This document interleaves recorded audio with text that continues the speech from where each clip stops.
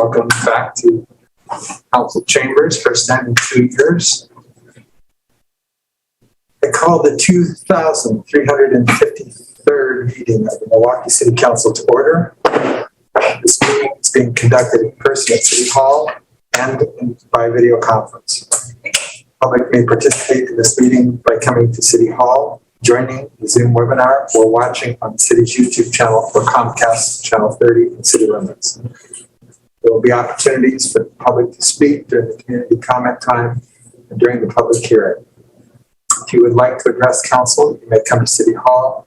Seating in chambers is limited to 14 people, and speakers will be asked to leave after the part of the meeting you're interested in is finished. If you are interested in speaking, please let staff know by emailing ocr@milwaukieoregon.gov for those on Zoom, or submitting a yellow comment card for those at City Hall. When it is time to take public comment, staff will monitor the comment cards, email inbox, the Zoom participant list, and chat. We will take comments in the order they are received and seen. Written comments may be emailed to ocr@milwaukieoregon.gov. The public may also participate in the Zoom webinar by phone by dialing 1-253-215-8782, entering webinar ID 831-8669-0512 and passcode 023745. If you're calling in through Zoom and would like to make a comment, dial *9 to raise your hand. Spanish translation services are available upon request. The public is asked to request translation and other meeting accessibility services at least 48 hours before the meeting. Contamos con servicio de traducción al español cuando sea solicitado. Se pide al público que solicite servicios de traducción y otros servicios de accesibilidad para reuniones por lo menos 48 horas antes de la reunión. Translation services are also available in other languages.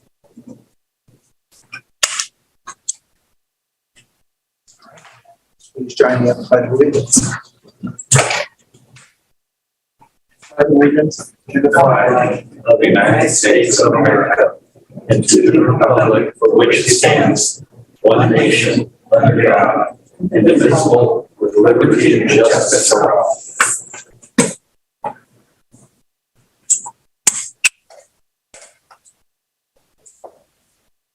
The City of Milwaukie respectfully acknowledges that our community is located on the ancestral homeland of the Clackamas people. In 1855, the surviving members of the Clackamas signed the Willamette Valley Treaty, also known as the Calicuia, etc. Treaty, with the federal government in good faith. We offer our respect and gratitude to the indigenous people of this land. All right, tonight's announcements. Tune in tomorrow for the next Reading Library Lecture Series event called Women's History Project, A Personal Perspective. You can watch the event on Comcast Channel 30 in the city or on the city's YouTube channel. The Milwaukie Poetry Committee and the Reading Library are hosting a bilingual poetry reading in Arabic and English this Saturday, March 5th from 2 to 4 p.m. The reading is in partnership with the Iraqi Society of Oregon and the Al-Madanabi Street Starts here. The Milwaukie Poetry Series continues on Wednesday, March 9th from 6:30 to 7:30 p.m. with a very special reading from award-winning author and artist Jessica Meda, born and raised in Oregon and a citizen of the Cherokee Nation. Jessica is currently preparing for her Fulbright U.S. Scholarship Award in Bangalore, India. The reading will be live streamed on the Reading Library's YouTube channel. Learn about how to properly care for mason bees on Saturday, March 12th at 10 a.m. The event takes place in person at the Milwaukie Community Center. Tools, gloves, and refreshments will be provided. For more information about each of these events and others, please visit the city's homepage, where you will find the city calendar at milwaukieoregon.gov or call 503-786-7555 Staff will provide you with the information you need or connect you with someone who can help. Mr. Mayor, can I throw in a couple more announcements? Absolutely. There are a couple of park cleanup events coming up the next 2 Saturdays. So this Saturday, March 5th, is the monthly cleanup in Tideman Johnson Park, which is a park along Johnson Creek on the border between Milwaukie and Portland. It's a project that the Ardenwald Johnson Creek neighborhood has been working on for years, and they have a work party the first Saturday of every month from 9 to noon. And so that's going on. You can probably just show up, but you can also find details on the Johnson Creek Watershed Council website or on the Milwaukie Parks Foundation Facebook page. And then on March 12th is the next in a series of, not this Saturday, but the next, is the next in a series of work parties in Thorn Springs. Those are only 2-hour work parties for those of us who are not morning people. They don't start till 10. So they are 10 to noon. And we've planted a lot of new native plants in Thorn Springs, and we're doing a lot of sort of weeding and also mulching around them to protect them. So we're always looking for more volunteers for that. And again, check out the Milwaukie Parks Foundation Facebook page for details on that. Thank you. Good, thank you. Anybody else? Any other announcements? All right. It is Women's History Month. We have Proclamation tonight after the presentation from the Milwaukie Historical Society in the park. Thank you.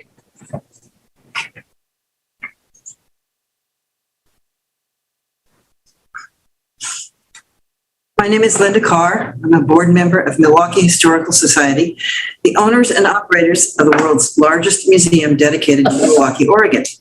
The Milwaukie Museum, located at 3737 Southeast Adams Street, open 1 to 5 on Saturdays. The Milwaukie Museum prides itself in telling all stories, as the past is the past, no matter if it's good, bad, or ugly. We work with organizations like Oregon Black Pioneers, Black County Heritage, Clackamas County Heritage Council, Japanese Museum of Oregon, and the Grand Ronde to expand our knowledge and tell the histories of all people that have lived in the area we call Milwaukie today.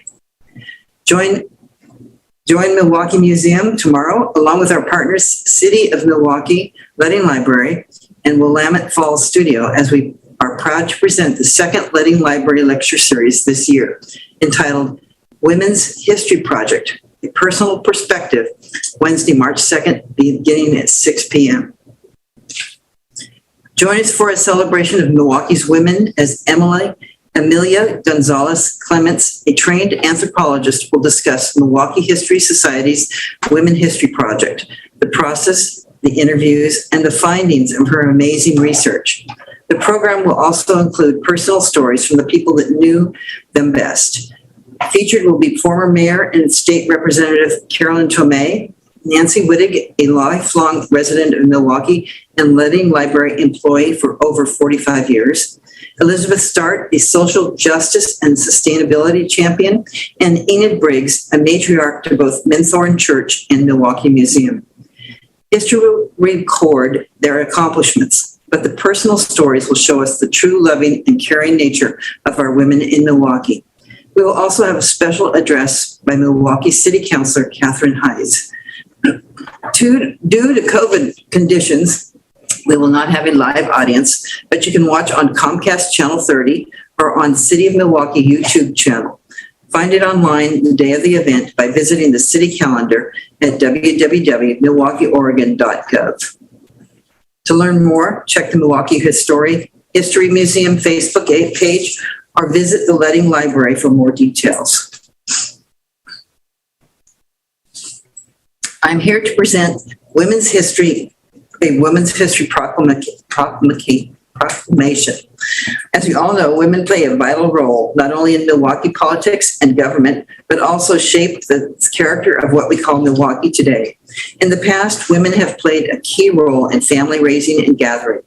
Our indigenous forebears on this land would raise the young, make clothing and baskets, and gather wapato, nuts, and berries to create edible food for everyone to eat.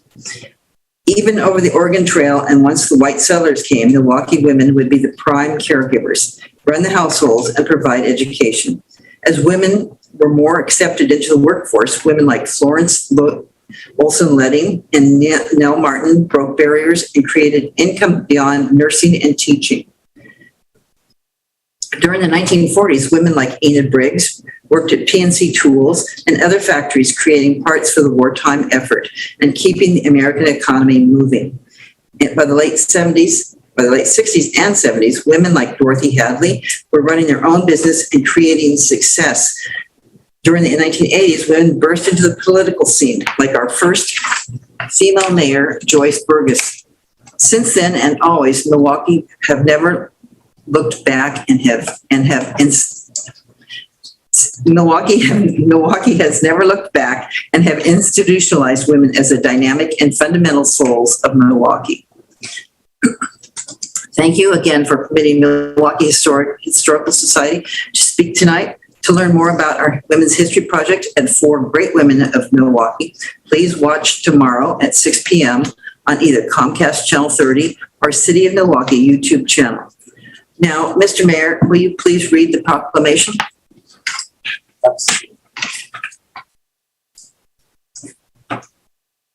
Whereas Milwaukie women of every race, class, and ethnic background have made historic contributions to the growth and strength of our city in countless ways. And whereas Milwaukie women have played and continue to play critical economic, cultural, and social roles in every sphere of the city by constituting a significant portion of the labor force, working inside and outside the home. And whereas Milwaukie women have played a unique role throughout the history of the city by providing most of the volunteer labor force of the city. And whereas Milwaukie women were particularly important in the establishment of early charitable, philanthropic, and cultural institutions in our city. And whereas Milwaukie women of every race, class, and ethnic background served as early leaders in the forefront of every major progressive social change movement. And whereas Milwaukie women have courageously served our country in the national and state armed forces.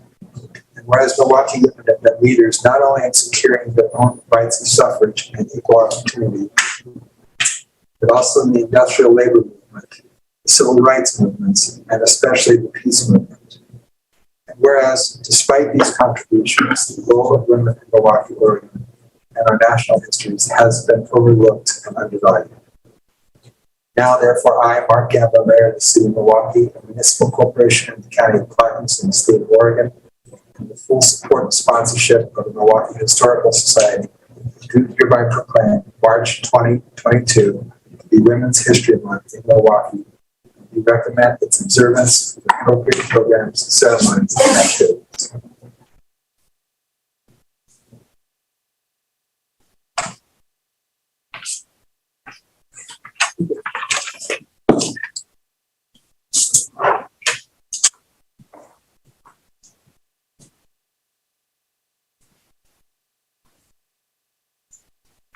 All right. Our next, you may as well stay up there. Our next item is the Enid Briggs Memorial Proclamation. And this will be presented by Linda Carr again and the Briggs family representative, Paul Scott.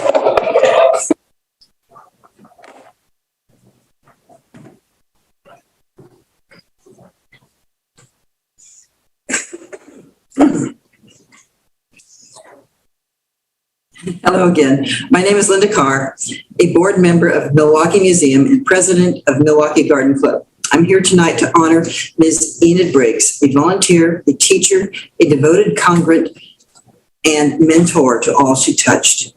Enid Briggs' deep roots in the community began with her 2 grandfathers settled in the Milwaukie area in 1879, the Berkemeyers, and around 1900, the Briggs, both from Germany. Her mother was born in Milwaukie, her father in Maine. Born on May 3rd, 1925, in her parents' home on Briggs Avenue, her childhood was great and included ice skating and Christmas reunions with her 36 first cousins. She was active in 4-H with a horse, goats, a rabbit, and lots of chickens. During World War II, she was a cadet in the Civil Air Patrol, serving as a spotter looking for enemy submarines in the Columbia River.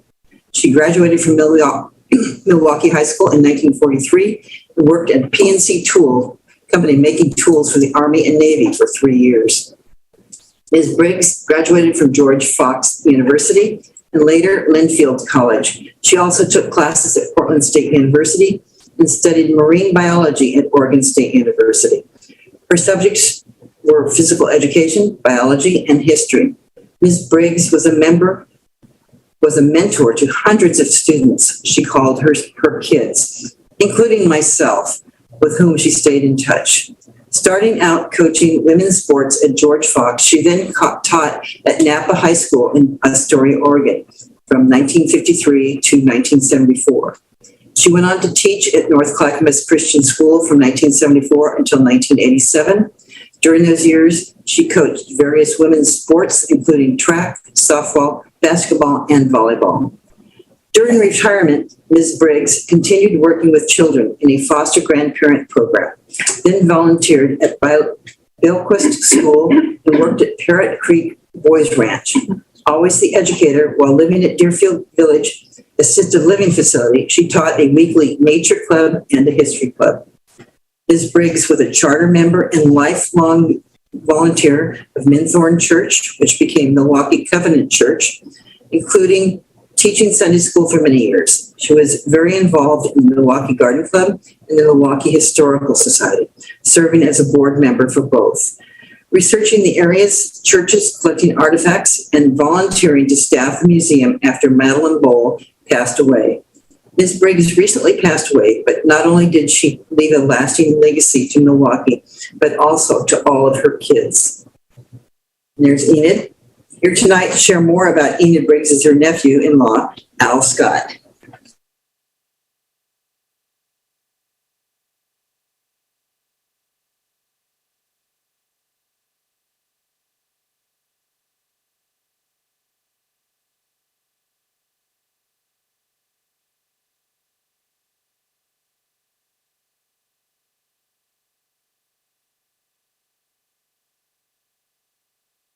That the men were a little jealous of her. I can't remember if it was in 10 years. I think she'd lost 6 games. I believe it was 6 games or something like that. And so she was really a winner in all the sports that she coached. She had a huge trophy at Deerfield that she had from when she coached from as a coach's award. Now, she mentioned that she was a lifelong educator, and she kept going. When she was through teaching at Napa and North Clackamas Christian, and she was volunteering at Parrot Creek, she also taught homeschooler children in her backyard. She had about 1.5 acres there on Briggs Avenue. And Enid would be the only one, she was supposed to be the first one in the area that had the backyard nature habitat program from the Audubon Society. Everything had to be a, Oregon, natural plant. And so Enid, she brought a special plant in that she didn't have. And that plant was poison oak. And so she planted it there so she could teach the homeschoolers not to get in poison oak. And so we'll fast forward to when she was sold her house to her great nephew, and then she moved in, my wife, myself, and her sister. And when the great nephew was doing some cleanup there, he got caught up in a bunch of poison oak. And came, Enid, did you know that there was poison oak on your property? And she says, yes, I planted it. And so, we all got the biggest kick that Enid knew where it was, but her great nephew didn't know it. And so that was a funny story. She kept teaching even when she was at Deerfield till she died. The week before she died, she taught a nature club and a nature and history club. And then she also filled in when the Bible speaker wasn't there. But Enid, she knew they asked her to lead the van, when they go in the little van runs or little mini bus tours when they take them out. And the activities director said, Enid, I want you to choose and pick the places, because Enid would narrate all the history and all the places. They go to the powwow tree, they went to Philip Foster Farms or Barlow, wherever they went, Enid was a living educator teaching all the people on the bus all about history. And so she talked like the week before she died, and it was she's very well missed at Deerfield.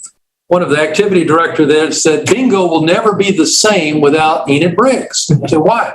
When they call up B4, Enid would say, before what? And usually Enid was born before most everybody that was there, is what I like to say, but they always think when B4 is called, that's Enid Briggs yelling out before what. But Enid, is truly missed by the people there and missed by her family, but we appreciate the heritage that we have with her. Thank you. Thank you both for a great presentation. You have a proclamation, is that right?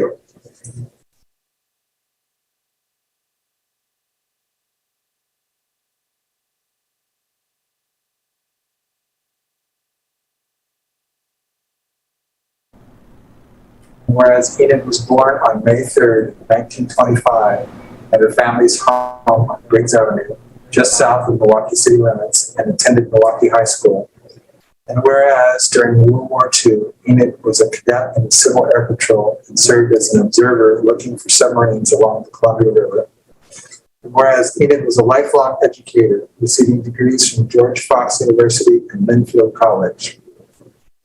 She taught at the high school level and coached track, softball, basketball, and volleyball in Napa, Oregon, and in North Clackamas County area. And whereas in retirement, Enid renewed her commitment to the Milwaukie community by teaching home science courses, staying active in her faith community, volunteering for nonprofit organizations, many of which focused on environmental learning and local history, and included the Milwaukie Garden Club and the Milwaukie Historical Society. Now, therefore, I, Mark Gamba, Mayor of the City of Milwaukie, a municipal corporation in the County of Clackamas in the state of Oregon, do hereby memorialize life and achievements of Enid Ruth Briggs, pillar of the Milwaukie community for nearly a century. And I ask all residents of the Dogwood City of the West to reflect on Enid's selfless dedication to our community. Thank you. Over to you.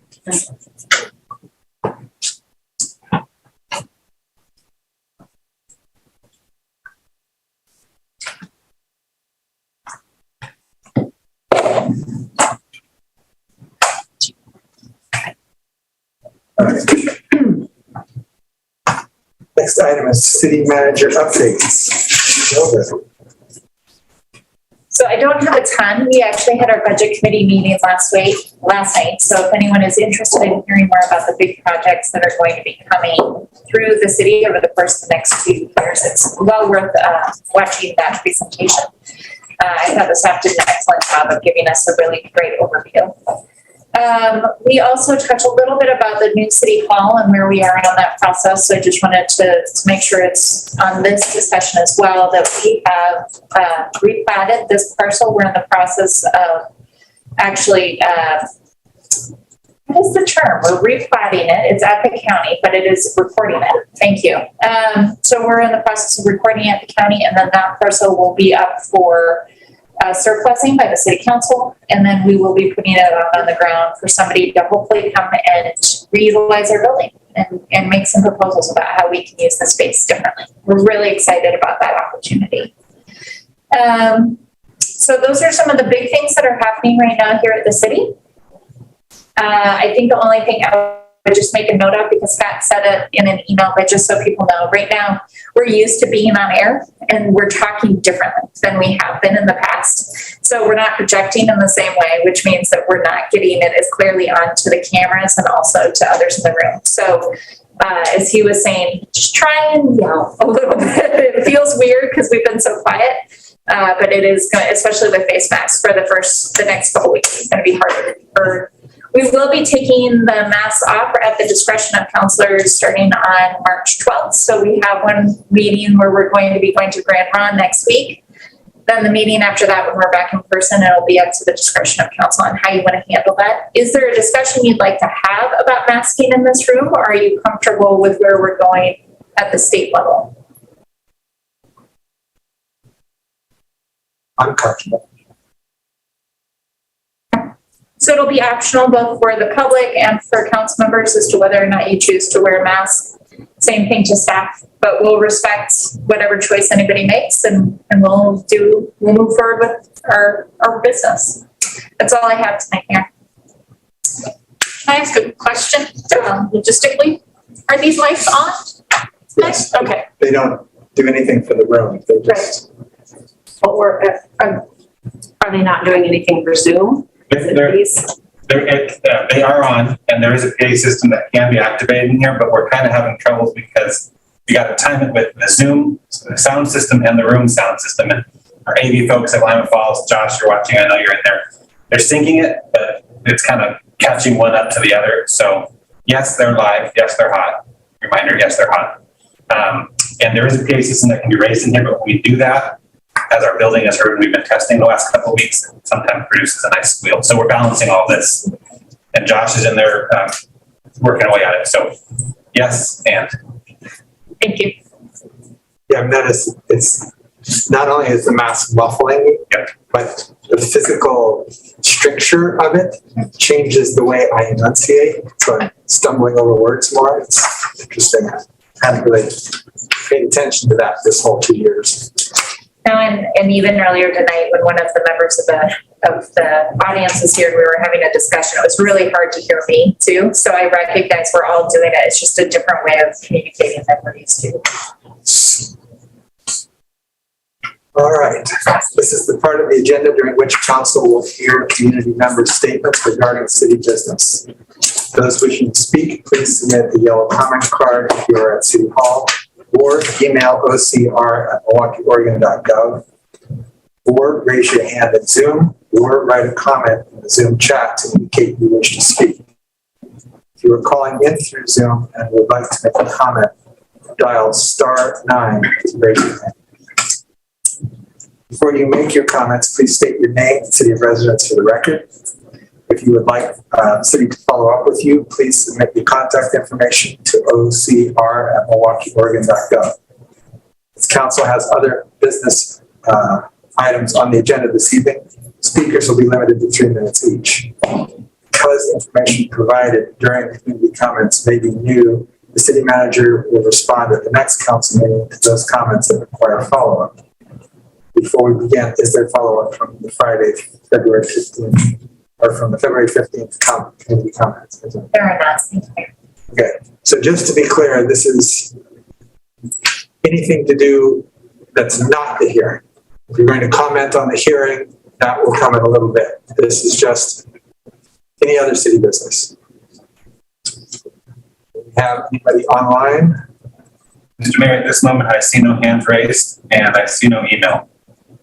And I believe I see one comment card in the audience, but I'm wondering if it's not the hearing. So, It's here. here, yeah. So I see no comments. The one I have is for the hearing as well. All right.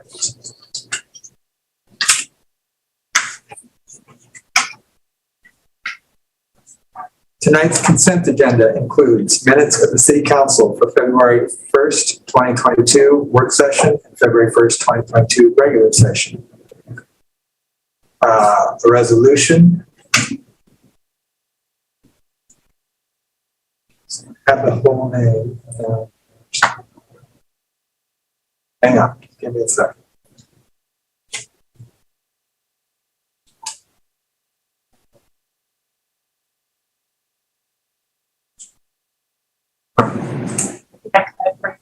I got it. I found it. Okay. Resolution appointing Jose Martin Alvarez Rubete to the Park and Recreation Board. The resolution granting an exemption from property taxes for a 28-unit low-income housing development owned and operated by Northwest Housing Alternatives. The resolution authorizing an intergovernmental agreement with the Clackamas County Water Environmental Services for the Regional Inflow and Infiltration Reduction Grant Program. And a resolution acting as a local contract review board authorizing execution of a contract with GovBuilt for software as a service to support permitting, licensing, land use, and code enforcement. Does any member of council wish to remove an item from the consent agenda? I will entertain a motion. I move to approve the consent agenda as written. Second? It's been moved and seconded to approve tonight's consent agenda. All those in favor? Aye. Opposed? None heard. Passes unanimously. All right. Next item is the annexation of 5905 Southeast Hazel Place. File number A-2021-006. It will not be presented by Brett Keller. Instead, it will be presented by our senior planner, Brett Foley. Good evening, Mayor, members of council. I just needed to be here a little bit longer tonight. I offered to present. So this application is for an expedited annexation for 5905 Southeast Hazel Place. The purpose is to connect to city sewer. Applicant has paid the reimbursement fee and the applicable SDCs for the property in order to connect to the city sewer. It was an emergency connection that was done at the end of the winter. Upon annexation, the site will be in the R10 zone, the residential R10 zone, and the comp plan designation would be low density.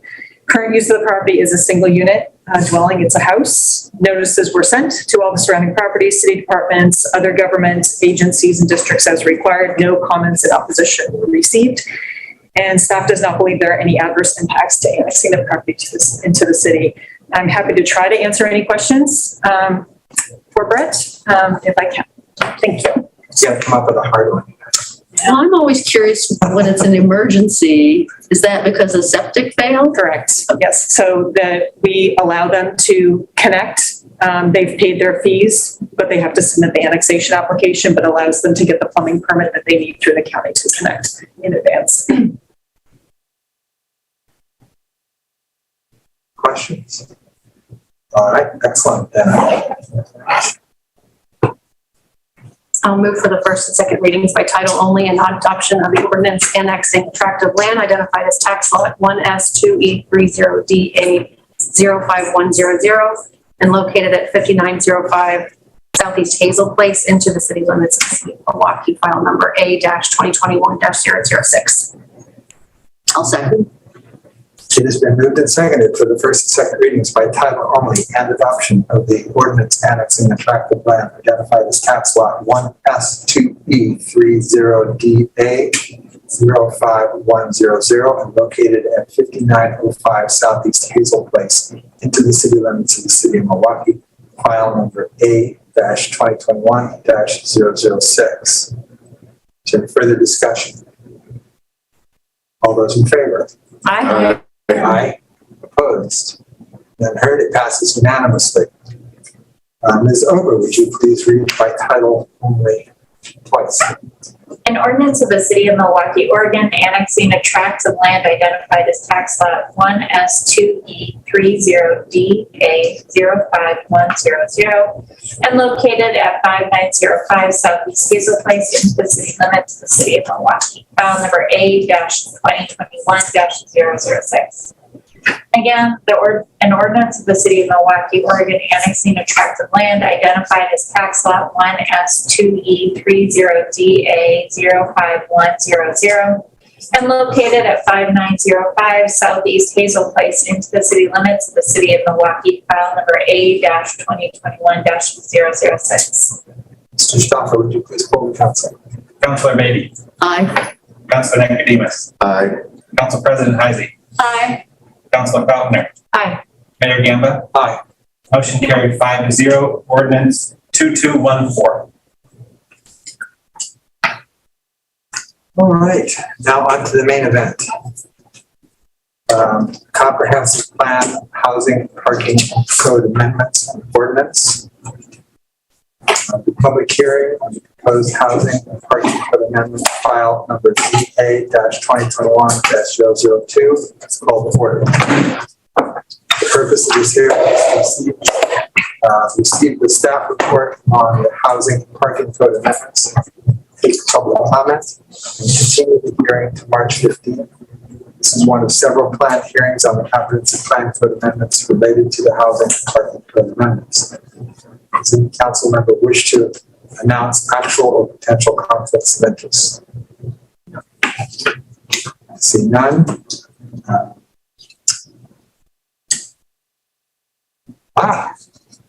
team.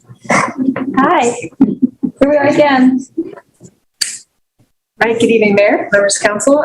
Vera Coley, Senior Planner, Planning Manager Laura Weigel here to present the staff report on the housing and parking components of the comprehensive plan implementation project. It's been a while since I've been doing this from here, so let's see if I can.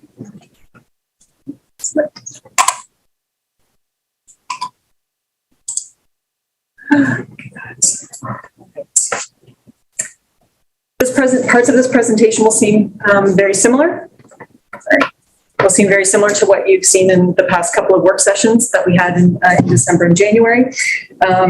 The intent isn't to go through all of the details. All of the details that were presented at those work sessions, but we're going to provide an overview for folks that may not have seen those presentations. And that are seeing some of this information for the first time.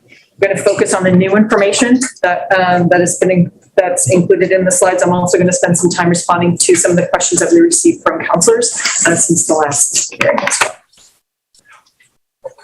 well. Yes. I think folks in the back are having a hard time. Sorry. Okay. I'm trying to decide who to yell at. Apologies, folks. I'll do the best I can. Okay. Yell at us, we'll bounce it back. Great. Okay. Just tell me if I'm getting too loud. Okay. So the comprehensive plan set up some policy mandates for us for this project, particularly about creating and supporting housing opportunities, which have been a key goal for the city since the comprehensive plan was adopted in 2020. The policies call for expanding housing opportunities throughout the city, and House Bill 2001, which was passed by the state legislature in July of 2019, requires the expansion of mental housing options throughout the city. So that's sort of the bulk of what we're talking about here.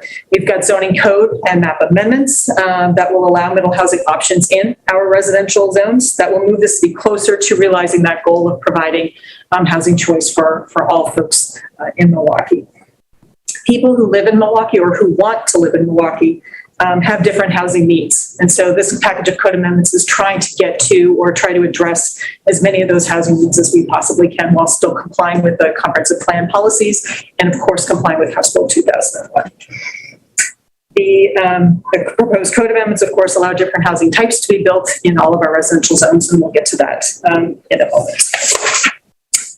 We're also working on, of course, increasing tree canopy and preserving existing trees and supporting that goal of 40%. That should sound familiar. We've talked about that for a couple of hearings, I think 3 hearings so far. And then we're also looking to manage parking while we're creating housing and creating tree canopy at the same time. So we're trying to do a lot of things in the same space. So that's where we have some trade-offs that we'll be talking about throughout this process.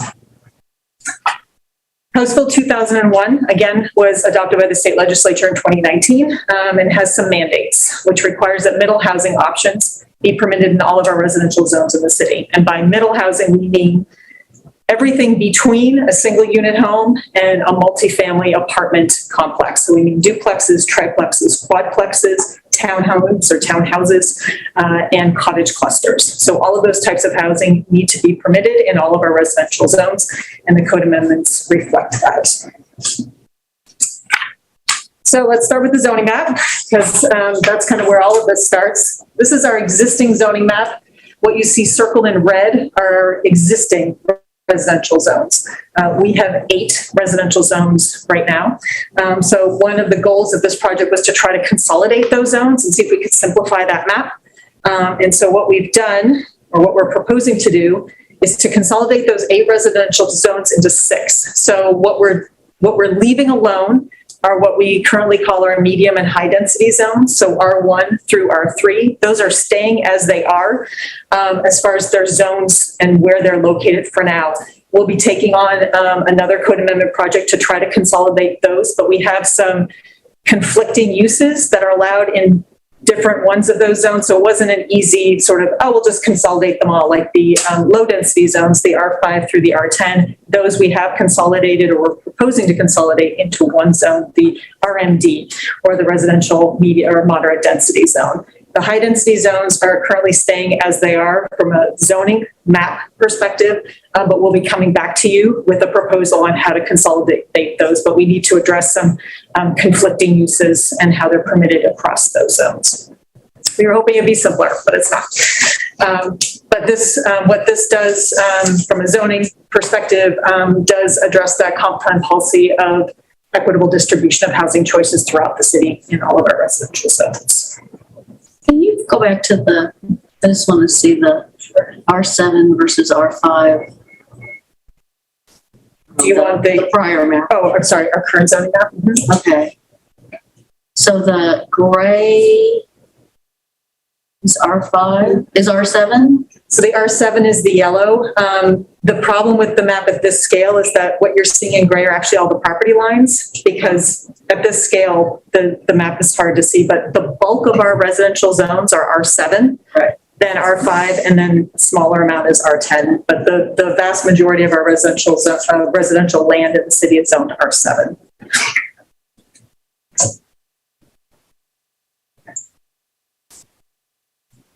And concurrent with that, with the zoning map amendments, is to then work on our comprehensive plan maps, our land use maps. Again, we're consolidating these as well. So we're taking our 4 residential land use designations down to 2. So we're creating a moderate density land use designation in our comprehensive plan. That's gluing together our low density and our moderate density designations into moderate density. That is concurrent with our R5 through R10 consolidation. And then we have a high density land use designation, and that is consolidating our medium density and high density zones. So this matches our zoning map, but we're kind of taking the 4 down to 2. There was a question that was emailed to me from one of the councilors, Councilor Hazel, about the comp plan designations and how they're defined as far as lot zone, their lot sizes. The designations are deliberately vague when it comes to the lot sizes because those code amendments could change, and it's generally meant to be a description of what the zones are as opposed to kind of what the lot sizes are. So I just wanted to make sure that I got that covered. So do I understand correctly that only the new, whatever we're calling it, RMD is the first bullet up there, and the second bullet is all the other 5? Correct. That's right. Yep. We're also proposing a variety of definitions, amendments to the definition sections of the code. These are some of the items that we're redefining or adding to our definitions. So just wanted to kind of flag that there are some definition additions to our code amendment package. There was a question that talked about our density calculations. This is something that has we've had trouble with for a while, the way that works. Currently in our code, so we have a minimum density and maximum density requirements in all of our zones. And then we have a section in the code that talks about how we measure that or how we calculate the density, the minimum and the maximum. Our current code deducts floodways from the minimum density when you're calculating sort of the amount of land upon which you're figuring out your density. But the floodway is a relatively small area when compared to the floodplain, which is what is deducted from your maximum density. So when that happens, and this has happened in a couple of cases where areas along rivers or creeks, the minimum density is almost always larger than the maximum density because of that deduction. Your net land area calculation is less. So which requires that the provision where the minimum density is larger than the maximum density, the minimum density is also the maximum. So they end up being the same. And if that sounds as confusing as it probably did, that's because it is. And so that's why we've tried to clarify that in our code amendment proposal, where the language accounts for this by just reflecting that if we're not changing the floodway, floodplain, what gets deducted, we didn't tackle it that way. We just kind of tackled it, the math, by saying that if the minimum density is less than the maximum, then you just take one less. So that the minimum is always actually going to be less than the maximum. And it just clarifies that just from a math standpoint. And if the maximum is 0, you still get your 1 unit, which is consistent with our current code. But it just tries to address that weirdness of when your minimum and your maximum are the same. And that just doesn't seem to sit right for most people. So we're accounting for it that way. So, but we're not changing what we deduct. Correct. We did not tackle it that way. That was sort of a bigger question in how we did that. And we can certainly come back to that if we need to, but we wanted to at least clarify the way we were calculating it as opposed to what we were deducting. If we need to come back to that and take another look at it, we certainly can, but that was sort of a bigger conversation than what we were having. We wanted to clean it up, not sort of blow it up, I guess. Well, I mean, in addition to the Riverside aspects where it's hung us up, it also hung us up in trying to protect trees in the development along King Road. Having the maximum density, the developer actually told us he would have been willing to build 2 fewer houses and protect some trees, right? But he was hung up by the maximum density. Minimum density. Minimum. Right. Yeah. Right. Yeah. But that particular project, you're speaking of the Mission Park project, that didn't have anything to do with kind of that was just straight math. That was just what the minimum density was for that property. There weren't any deductions for that site or anything like that. That's a different issue. I understand that. And those minimum densities are established by Metro, I believe. So those are those numbers are kind of provided to us based on. That was my question. Tagging on to that was, I remember during the comp plan process, we talked about wanting to have some flexibility within those calculations so that in instances where, for example, trees can be protected, there would be an opportunity to do that and they wouldn't be forced to go in and cut down a whole bunch of trees. If that, try and tackle that in this at all. And we did not, but I think, I'm just sort of, I know. Let's think about this. Right. There is a variance process where you could in fact propose to go below the minimum density for XYZ purposes. So there is an application process to be able to do that. But what are the standards for that? I mean, whenever there is that, the commission is given, and here are the standards, and it's always seemingly written in concrete, and they go, well, we have nothing to work with here. So, I mean, certainly the standards are, this is the minimum density, this is what you're supposed to build, right, when you divide your property. If you were to submit a variance application, so the variance application would need to address the, basically the alternatives analysis to meeting the standard. It's the same approval criteria for any variance. So it's impacts, it's an alternatives analysis, it's benefits, I mean, it's that sort of thing. And so those arguments can be made, as part of that variance hearing. However, that of course needs to be, we can't tell someone to submit a variance application. That's something that they would need to do on their own. Right, but I guess my question is protecting trees one of the specifically called out not many, the approval criteria? It is not. Whatever. Right. Exactly. Not at the moment. And so you mentioned that those are metro regs. And so we are constrained in what we can carve out as deductions from the minimum density. Like we couldn't say all HCA areas are carved out of the minimum density calculation. I would have to come back and explain how we come up with what is carved out from the sort of your net land area piece for the density calculation. I don't want to answer that without knowing for sure, as far as that calculation piece. When we are talking about land divisions within natural resource areas, there's a whole section in our natural resources code that talks about that and how you figure out what your density is and where that is. The natural resources code wants you to do more of a cluster development, right? So it gives you some alternatives to how you're citing your development based on the natural resources. And there is some discussion about density as part of that too, but it gives you more flexibility in the location of those dwellings based on those natural resources. So it's not a apples to apples comparison, but we account for that within the natural resources code. Yeah.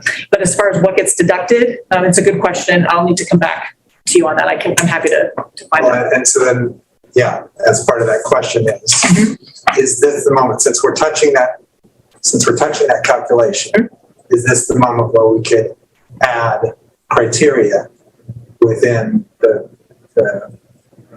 process to be considered. Yes. Excellent. Yeah. We have added some couple of other sort of approval criteria items within the type 2 variance criterion as well, where we wanted to include some more flexibility on setbacks and so on based on trees and that kind of thing. So we've included specific criteria that addresses that, so that you would still need to submit the variance, but there's more criteria that talks about that. So we can certainly look at type 3 criteria that gets to that point as well. Will you see the next hearing, or what's the, how of this? Yeah, that sounds good. Awesome. Thank you. I have all day tomorrow to put this together, so. You bet. Hey. Okay. We'll see if she's still saying that in 2 hours. Okay. So those were sort of the mapping definitions, kind of that front end stuff. So let's talk about housing. One of the questions that was asked during this whole process as we were going through it was, how can we increase housing supply in Milwaukie, provide some flexibility for property owners and developers that want to add middle housing? How do we do all of this? And how do we still account for certainly the neighborhoods in which this new development is going to occur? So again, back to this balancing act that we're doing. We're creating opportunity to build a variety of housing types and sizes throughout the city through these changes to the code. What's allowed? Where is it allowed? How big can it be? How big can the lot itself be?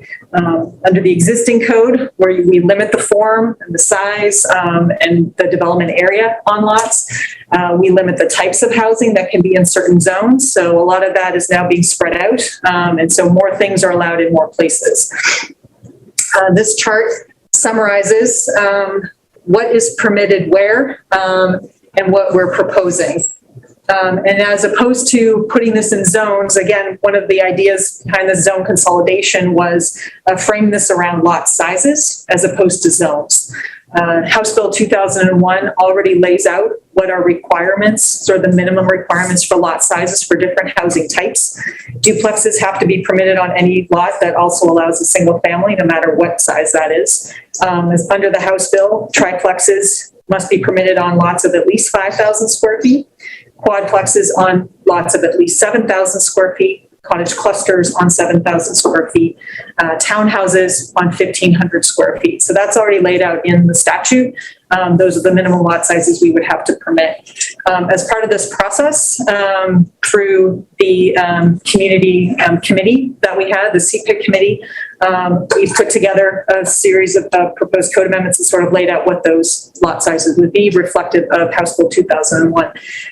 There were a number of changes that were recommended by the Planning Commission, and that is reflected in the code package that is before you tonight. And one of those things is reflected in this chart here. The Planning Commission wanted to do a couple of things, and they recommended allowing up to 2 accessory dwelling units for a single detached dwelling. So that's reflected here, as well as basically reducing the minimum lot size for all things except for a cottage cluster to 3,000 square feet. So that's that's what you're seeing here on this chart, based on kind of comparing our existing code to the proposed code. And as you can see, our existing code, basically it's a single detached dwelling, an ADU, and maybe a duplex if your lot's basically twice the minimum lot size. That's kind of where we are right now in the bulk of in the community, in our low and moderate density zones that are 5 through R10. So what you're seeing here is what, from the Planning Commission's perspective, was let's see if what we can do with these smaller lot sizes is we can get smaller dwellings on here. We're still proposing to have setbacks, maximum lot coverage, building height, all of those things that create that building envelope, and I'll get to that in a second. But the idea was to provide more flexibility for the kinds of housing that could be built on lots of varying sizes. So that's what you're seeing here. So I have a couple questions on this. Please. The 3,000 square foot. So through most of the CPIC work, we were talking about 5,000 and up. Correct. And the 3,000 kind of came in at the end of the CPIC discussion, so it was briefly discussed there. I've now listened to all the planning commission discussions, and I've never really heard any substantive discussion about the benefits and costs, the benefits and trade-offs of the 3,000 square foot lot. So I wondered if you would maybe talk about that a little bit in terms of, and how many lots in Milwaukie could be created if we allow 3,000 square foot lots. I mean, we have, like you said earlier, a vast swath of the city is R7. Correct. Those should be, now not all of them are 7,000 square foot, but they should be, and many of them are. And many in the R5 are, more than 6,000 square feet. So we have probably 70, 75% of the lots in Milwaukie that could be divided. Do we know a number of how many? No. I don't. If that's a number that you'd like me to. Well, I'd be interested in that, Okay. but I guess I'd be interested in why should we go there?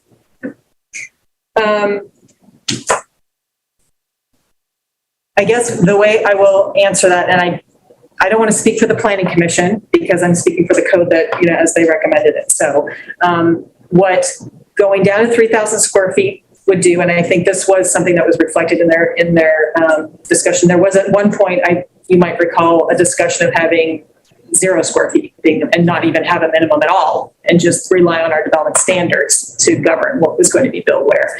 That ended up not being the case, of course, and we landed at the 3,000, or they landed at the 3,000. I think the idea was that it would, again, we're back to flexibility. Let folks decide, let builders decide, let property owners decide what they want to build and how they want to build it.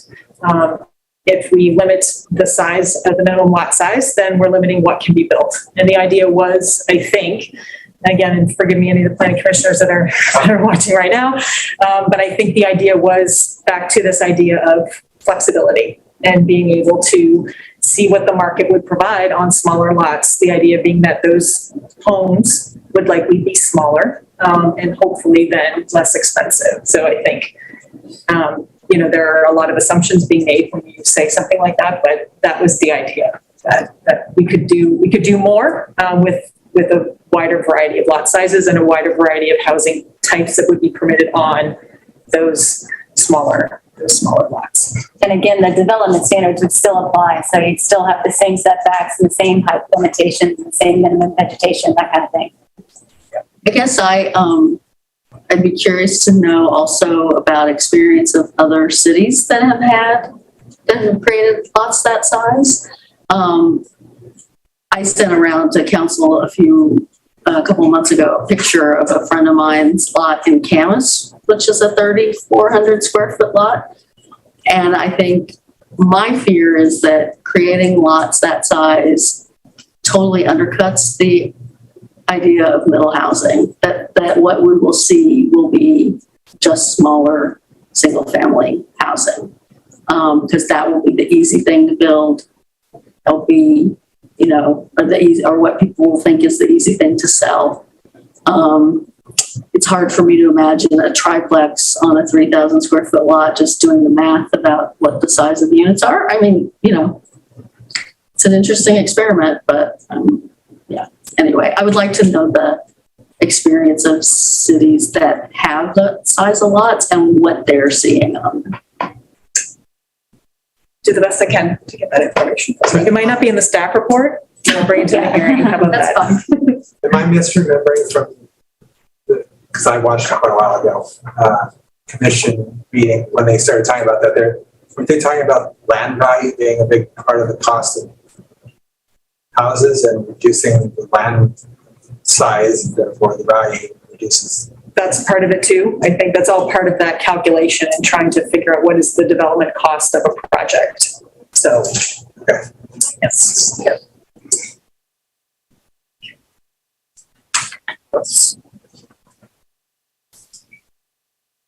So we've been talking about these development standards that would govern development on these lots. So the proposal is to allow attached and detached middle housing units. So you see a graphic here with a duplex, in 3 different types of configurations, sort of an over-under, side-by-side attached, and then a detached duplex. And the code proposes to allow for those detached units for all of the different types of middle housing, of course, except for townhouses, because they are attached single unit homes. That's what they are. But the other development standards that apply now currently to development, maximum lot coverage, minimum landscaping, setbacks, maximum building height, and side yard height plane. And that's what affects the, you see in the sort of in the top right, that's kind of this jello mold that I'm going to be talking about a couple of times to sort of figure out what is the development capacity of a lot. And so instead of it being a full block or a square, you're cutting the roof line. And what that does is reduces the bulk at the side yard setbacks. And we are proposing to carry that forward and continue that as a development standard to sort of keep the boxiness in that and lessen the impact at the side yard property lines for adjacent properties. So if you can build, and this is something the CFIC definitely talked about, was this idea of, we don't care if they're attached or not. But if you can build a detached triplex, or you can build a home with 2 detached ADUs, what's the difference? If I can have you put a pin in that question, because in the ADU section, and I think we talked about it a bit in the staff report as well, there are pros and cons to doing that. We would support maintaining the ADUs, but we'll talk about that in a second, if that's okay.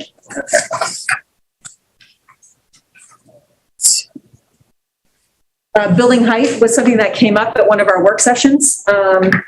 And staff was asked to provide some visuals or some materials that would talk about the maximum building height standard to remove the stories from that standard and just stick to the measured building height. So right now, we have 35 feet or 2.5 stories, whichever is less is what governs the maximum building height in our residential zone right now. The proposal would be to just stick with 35 feet as measured.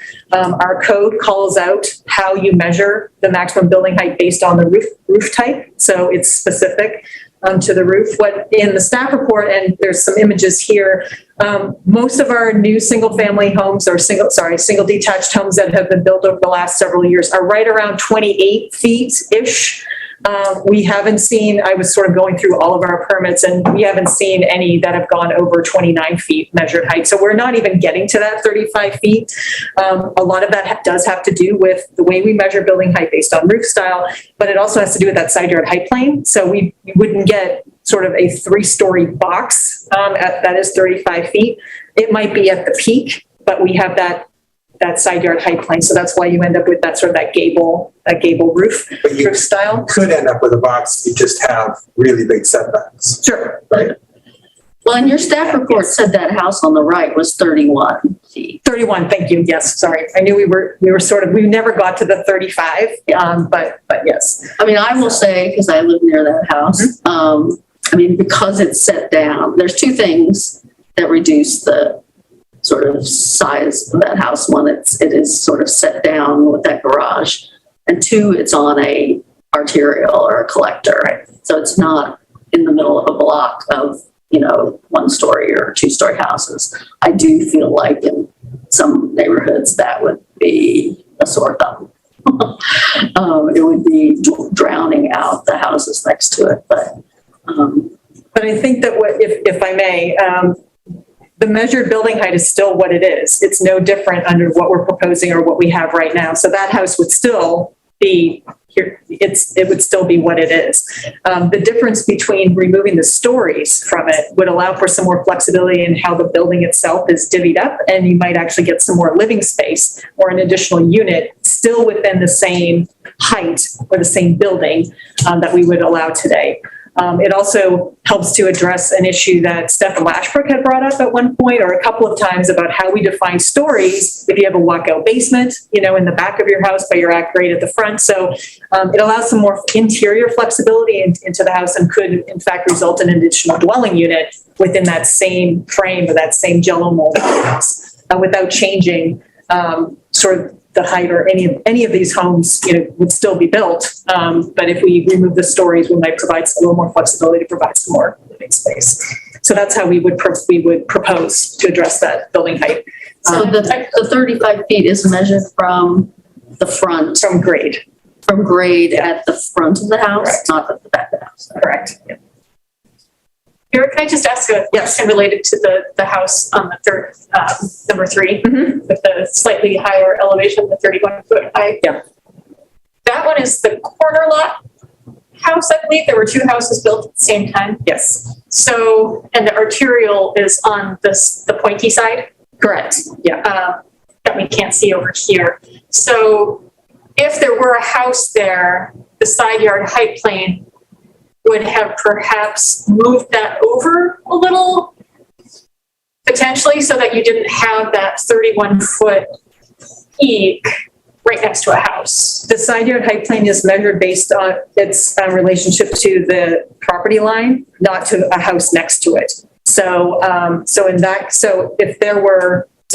if the house is built directly on the minimum 5-foot setback, for example, then it's measured right up the wall of the house. If you have a larger side yard setback, then that can allow you a little more room on that side yard height plane. So you're basically, if you have larger side yard setbacks, then you could do a bit more bulk because it's intended to space that out. So in this case, I believe, and I'd have to go back to the plans, I think this one actually has a larger setback on that side, which allowed for a bit more of that. And our existing code allows for an encroachment into the side yard height plane. We are proposing to eliminate that, so that you wouldn't get you get an extra 8 feet of encroachment into the side yard height plane right now for free. You just do. We are proposing to eliminate that to better regulate that. That's not to do with eaves, right? It's not eaves. No. And it would also, I believe the proposed code also would treat a corner lot a little differently than our current code does in terms of setbacks. The current code already we have a street side yard setback that is generally larger. It's 15 feet in most of our zones, so it's already larger anyway. So yes, so you're required to have a larger setback on the street side yard. Yes. And right-of-ways aren't incorporated into any of that, right? Oh, never mind. Sorry. Thinking about something else. Okay. Okay. There were also some questions at the last work session that had to do with proposed lot coverage. Specifically, the discussion was about the bonus lot coverage that is limited to 1-story development. That's what we have right now. We allow for a bonus of extra lot coverage if your addition is 1 story. Ostensibly, that was so that folks were able to kind of expand their existing house to provide more living space and not get dinged on the lot coverage. So we were allowing people to do that. It being 1 story was intended to lessen the impact on neighbors so that, yeah, you can cover more, but it has to be short, basically. So we had some questions about that. And what I wanted to do in this chart was just use some of our basic lot sizes, 3, 5, and 7,000, and of course, 1,500 to 3,000. Talk about what our maximum lot coverage is, and also what the minimum vegetation is, because that's another one of those development standards that's intended to balance each other out a little bit. I included a little bit of math on what that footprint of the building is and kind of what could be built in those, just to sort of summarize some of those issues. One of the setbacks, building height also limits, will also help to maintain some of that green space, because again, we're trying to balance how much gets built, but how much yard space are we allowing or requiring on these properties as well. And because we're talking about, smaller lot sizes, this could result in smaller units or smaller dwellings as well. Couple of things to think about, because we're not in deliberation, but things to think about that we'll be bringing up are how to deal with this lot coverage bonus. Because I know there was some discussion about, well, why is it 1 story? What if there's a tree? Can it be 2 story? And so there were some options of things to think about. Should the bonus be for 2 stories? Could we allow that to be a 2-story bonus, not just for 1 story? Should the bonus just be for middle housing? I mean, there are a couple of ways we can incent some of these things. Would we allow 2 stories if it was the trade-off was we were preserving a tree? So there's a couple of questions to be asked about this bonus. We have it in here right now, but there might be some ways to incentivize or to allow for, well, you can let your bonus be 2 stories if you've got a tree on the property that you're trying to save. So we're trying to create some site design flexibility without trying to anticipate every possible scenario either, because we can't write code for that. But if there is one that can kind of cover some of these more common instances, we want to talk about that. So with this map, I'm thinking about, so actually 2 questions. Would an addition like that trigger the tree code? I believe the tree code is triggered by additional dwelling units. So not construction, just additional dwelling units. Correct.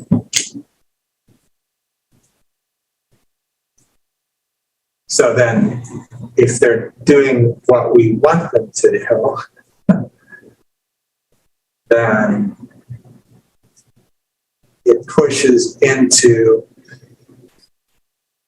yes, with this map, does it still remain possible to hit 40% if you're doing an addition on the house? And let's say you are doing it to do an ADU, an internal ADU. And so now you're triggered. Are you still going to be able to hit 40%? With an attached ADU. With attached, and now you've taken up that much more of the room. Okay. Good question. We could talk about that. I'll have to, let me chat with Natalie about figuring that out and see. So yeah, so an attached ADU, that's an addition as opposed to one that's in the basement or a lower level. Yeah. It's one that's actually going out, and not as because there's a detached ADU, of course, also as an option.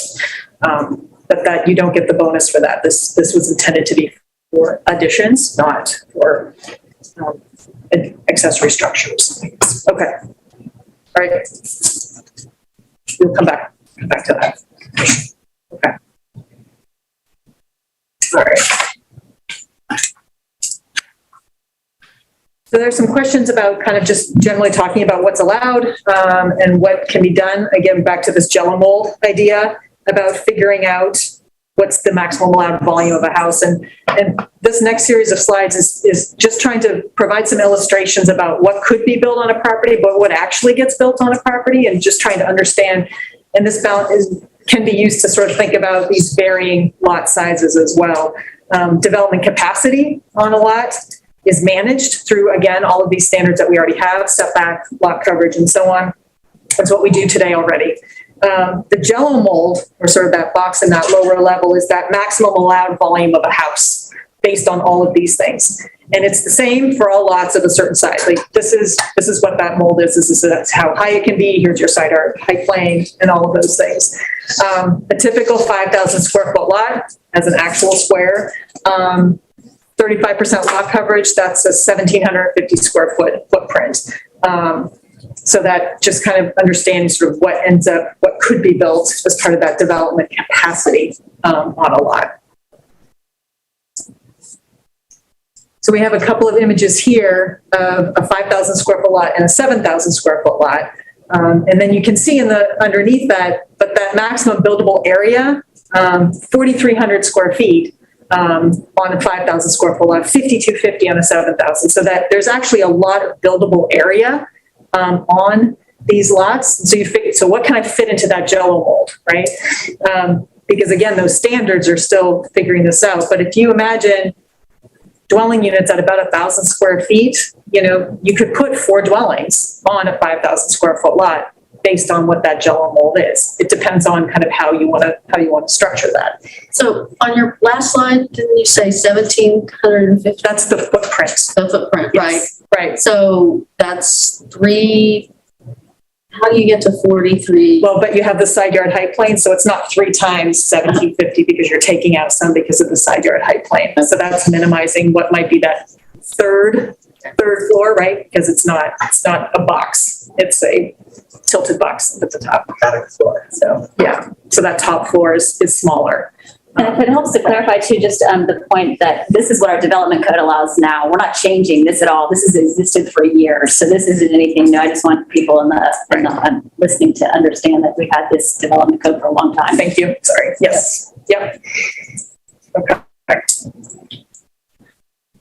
But when we looked at it, and our consultant was helping us sort of just understand, but what is built right now, in Milwaukie on a typical 5,000 square foot lot, and what you generally see is about a 1,960 square foot house, even though the buildable area is about 4,300. What has been built is less than 2,000. And then similarly, when you look at the footprint or the floor area on a 7,000 square foot lot, those are those great ranches, with the garage and so on. They're terrific.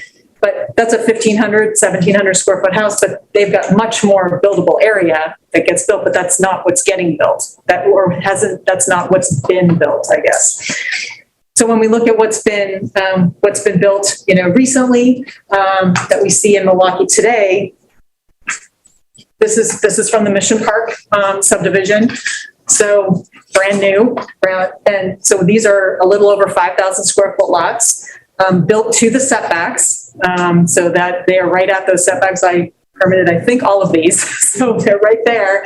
But we have a single story house that was built. It's about almost 1,800 square feet, and then a 2-story or 2.5 story next door to it, 2,600 square feet. So existing construction or existing homes have all of these building area, this development capacity, and it isn't what is generally getting built. And my point with all of this is just to understand that our proposed code is mimicking most of what our existing code has from this standpoint. So folks thinking about what does this mean, on these lots, we're varying the lot sizes certainly, but proportionally, these are things that are happening right now in the code. And so what we're thinking about is, well, how many units can we get into that same box or into that same jello mold?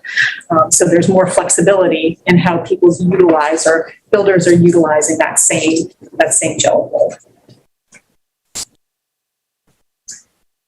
So there were some questions about what would a 3,000 square foot lot look like in the city. We don't have that many existing, but this was one. It's near Century Park, or it's right next to Century Park on Edison Street. It was an existing lot of record, 3,400 square feet. I looked at, this was one of my permits to review, and I remember thinking, oh, it's our first skinny house. It's the first one. And I think it might've been actually. So we have a 3,400 square foot lot on Edison. The house is just over 2,000 square feet. It is a single unit home, of course. You can see the setbacks. So it meets or exceeds all of the setbacks and has over 50% landscaping or vegetation on the site. So even on that small 3,400 square foot lot, there's still a lot of yard space. There's still a lot of building space. And again, it's on a lot that's much smaller than we typically see here. It was, I just wanted to show that there's an example of what some of these smaller lots can look like and what can get developed on there. And so you could easily imagine this being a duplex actually, with 2,000 square feet. So, and again, still very easily managing all of the development standards that we are still holding to under the proposed code as well. Okay. For design standards, again, our existing code has design standards for single unit homes as well as duplexes. We also have design standards for multifamily development, and our current code defines that basically as anything over 3 or 3 and over. What our proposed code does is tries to create, or we're proposing a kind of a universal set of design standards for 1 to 4 units. And by that, we just mean single unit homes, through middle housing. Cottage clusters have their own section, and so do townhomes, because those are treated very specifically within the House Bill 2001, and so we do have specific sections for those. But we're trying to create, like I said, design standards for all of these units so that it's easier for someone to use as a developer or as a builder or as an applicant to be able to go to one chart and kind of see what are the applicable design standards. And again, our current code has design standards for all of these things. We are defining multi-unit housing as 5 units or more in a single structure. So that would kick over into what is our current kind of multifamily design standards. We have pulled some of those standards over into this section as well, where it relates to sustainability, recycling areas. We pulled some of the things that we apply to our apartment complexes over into these as well, because we're going to have we'll have multiple dwellings on a site. And so some of those seemed very applicable to these sites as well. So that's kind of what we're proposing. Again, a universal set of design standards that would apply to all middle housing. And again, that is what would get applied to the street facing facades. So that's, again, what we apply now. That's what we would be imagining in the future. So we could conceivably have, units sort of in the back or kind of behind. But our design standards are intended to talk to the streetscape and what are folks seeing kind of from the public space. So that's how we're applying our design standards to future construction or to the middle housing as well. During the CFIC, the design standards get touched on? We talked about the fact that we have them and sort of, but as far as going into the details and changing them, I don't recall having very specific conversations about that. Are you not remembering it during the planning commission hearings? Did they touch on it at all? No, we went through it as we are now. We had a work session in August where we presented this concept of having this universal set of standards for everything. And we got a couple of questions, but other than that, I will speak for the planning commission and say that I think they were comfortable with the proposal and didn't have a lot of questions about that. But we presented all of that to them as part of our series of detailed work sessions in August, and then we brought it back again during the hearing. Yeah. Just what made me think of that was one of the zillions of letters of testimony we got. Somebody pointed out something very interesting, which was that a couple of our design standards are inherently energy inefficient. Yes. Yeah. And so I was wondering, had anybody touched that, and did they think maybe we should add, if we need more, add a couple more and pull those? Right. So we did not, and we've talked to a couple of design build folks that brought up, why are bay windows a thing? Or, as an example, no offense to bay windows, but just why is that a thing? What we did not do was delve into our design standards and look at that as a topic of what we were doing. That was developed as part of our residential design standards project. It might have been when you folks were actually on the planning commission, I think. That was not what I was intending.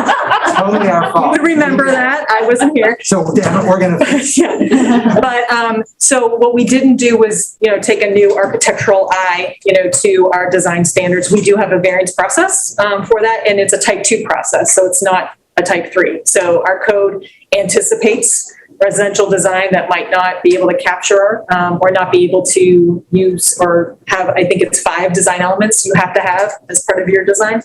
And if you can't meet that, there is a type 2 process that allows you some flexibility. If you have some kind of state-of-the-art design or something like that warrants having fewer, the planning manager has the ability to approve an alternative design to that. So and maybe that's something that we should be exploring. We should reopen that list again and see, can we be trading in and out or adding some new things to the list that would capture the things that you're talking about there. So, but that was a whole nother thing that we did not open. This project has identified a lot more projects. It's so weird. Yeah, we have plenty to do. Okay. Are there any other questions about the design and development standards section? Okay. ADUs. So Councilor Beatty, we're going to get to your question here. So again, we allow ADUs currently in our code. Some of the key amendments that we're proposing is that they would be permitted by right, as opposed to going through a land use review process, which they do now. We would still have design and development standards that would apply to the ADUs. We've proposed some revisions to the footprint requirement when you're converting an existing structure into an ADU. That kicks almost everyone into a type 3. We've had, I think, 2 or 3 type 3 hearings this year or in the past 12 months for folks that are converting a garage that happens to be 1,000 square feet into an ADU, and they needed a type 3 variance. So we've tried to reflect that in the code. And again, and if folks need to increase that even more, we've pulled it down to a type 2 variance, so that we're not sending everybody through a type 3 planning commission hearing for some of these variations in size. For the So that kind of begs a little bit the question that I think was part of Lisa's question. Because we put these sort of artificial limits on how big an ADU can be, but there's no particular artificial limit. I mean, there is, but it's totally different than for duplex, for example.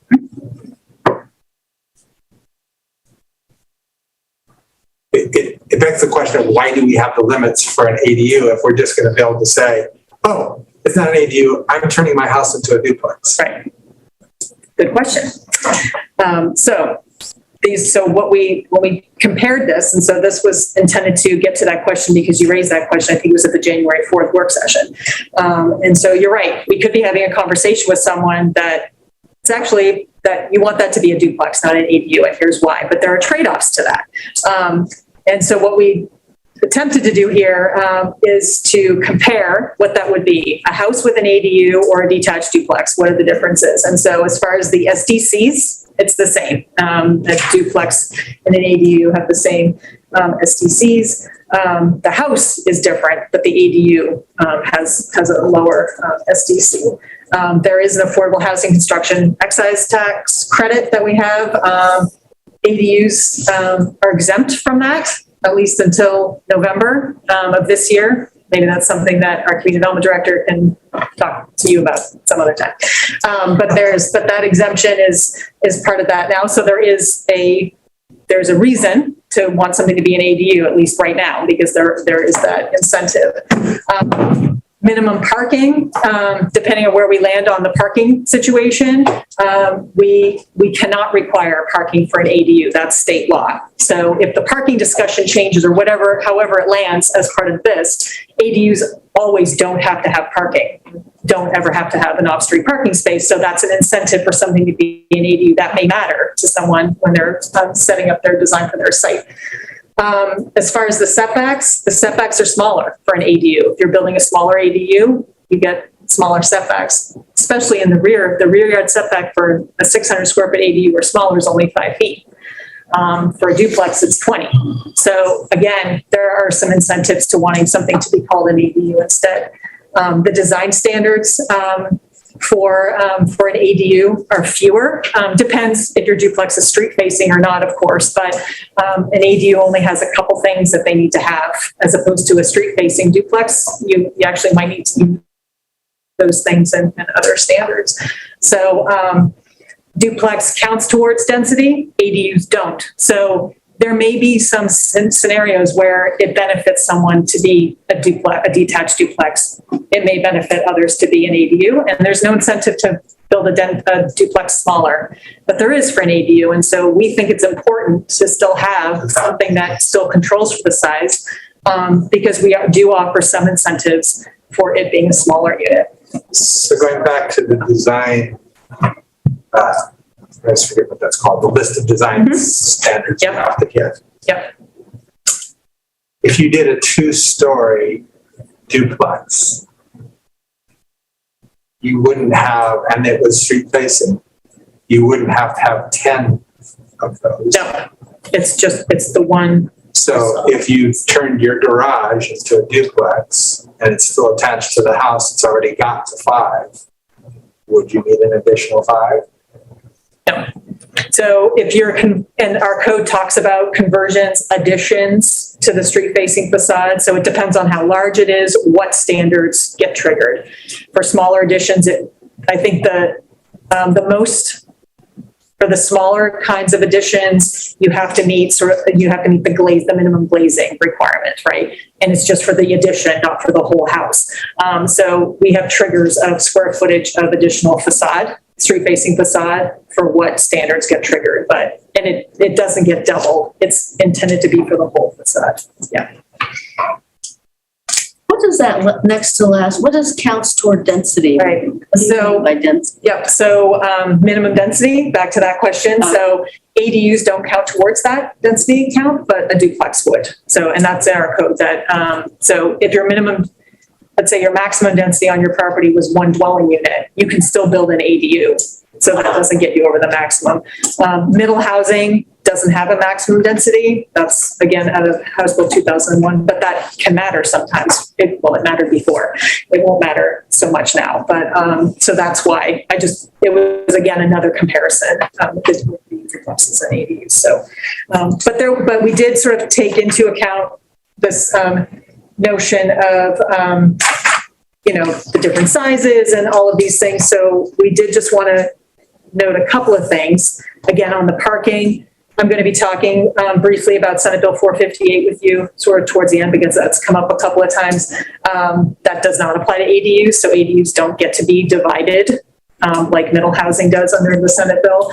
And again, that duplexes aren't regulated by size, but ADUs are. So we think that it still matters to have something that is regulated by size. We do think, though, that you could keep detached ADUs, but allow them all to be up to 800 square feet if you wanted. If you didn't think that we should have 2 different size requirements and all of these different applicable standards, we could apply the 600 square foot standards to everything up to 800 square feet and just have one type of ADU up to 800 square feet and call it good and not have 2 different kinds. So we could simplify that if you thought that that was warranted, that we don't need to have a small ADU and a medium-sized ADU or a less small ADU. We could just keep them all at the 600 standards, but keep them, but allow them up to 800 square feet. If you thought that that was a useful kind of simplification to the code, we could do that too. And that makes sense.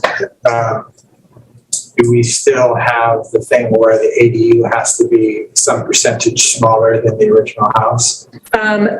We do. Again, that's still part of keeping things smaller, right? So if somebody still wanted to, so if it does trigger and go over that 75% or what have you, we can call it a detached duplex. So again, the code would allow someone to kind of decide what was the right thing for them.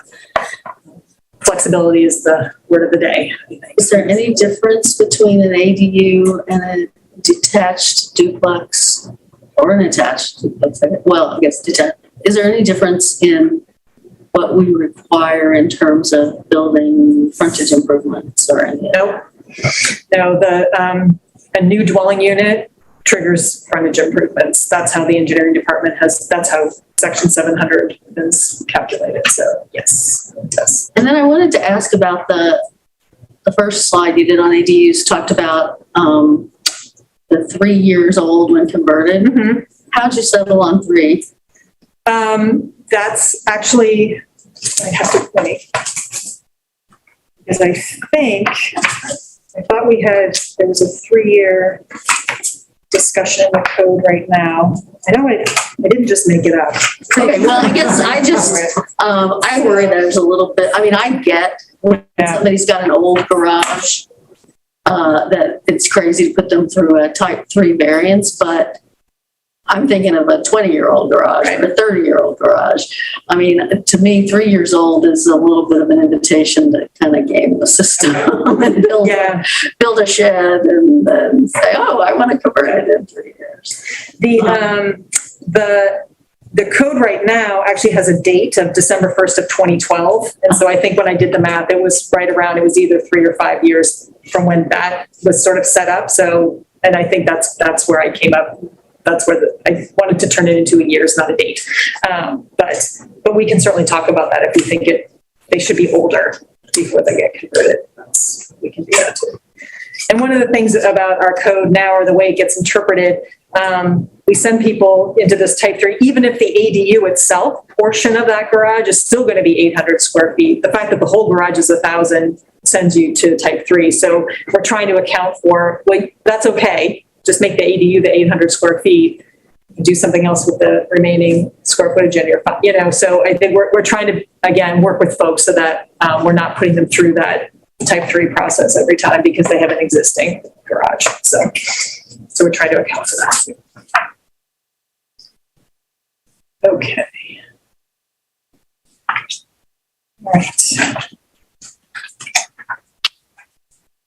All right. I know we talked about this during our work sessions as well. Townhouses, again, are one of the middle housing types. We have a townhouse code right now. We call them row houses in our existing code. It was was adopted in 2012. We have not had any townhouses built to date.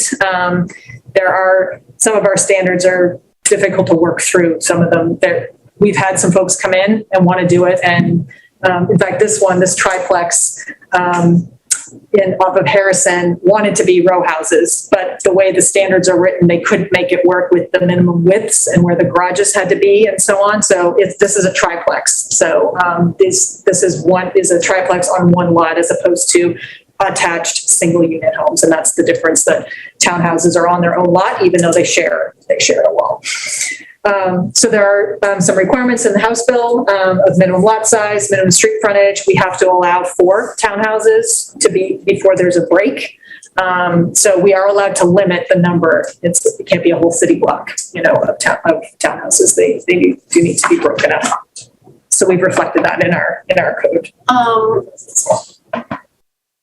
So when you say it can't be a whole city block, if you had an undeveloped block, I mean, I appreciate that the idea that we are deterring people from buying up a whole block and scraping it off.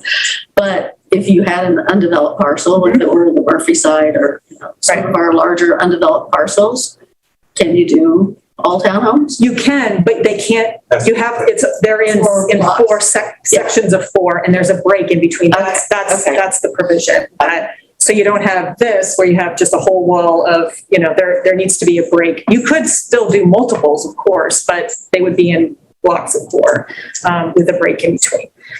So that's what our proposal includes, curb and plant strip area within our standards. So to make sure that the shared accesses are a certain distance apart, 24 feet, so that there is a parking space that can still happen in between, because we wanted to make sure that we're still capturing curb space for street parking, for shared access ways as well.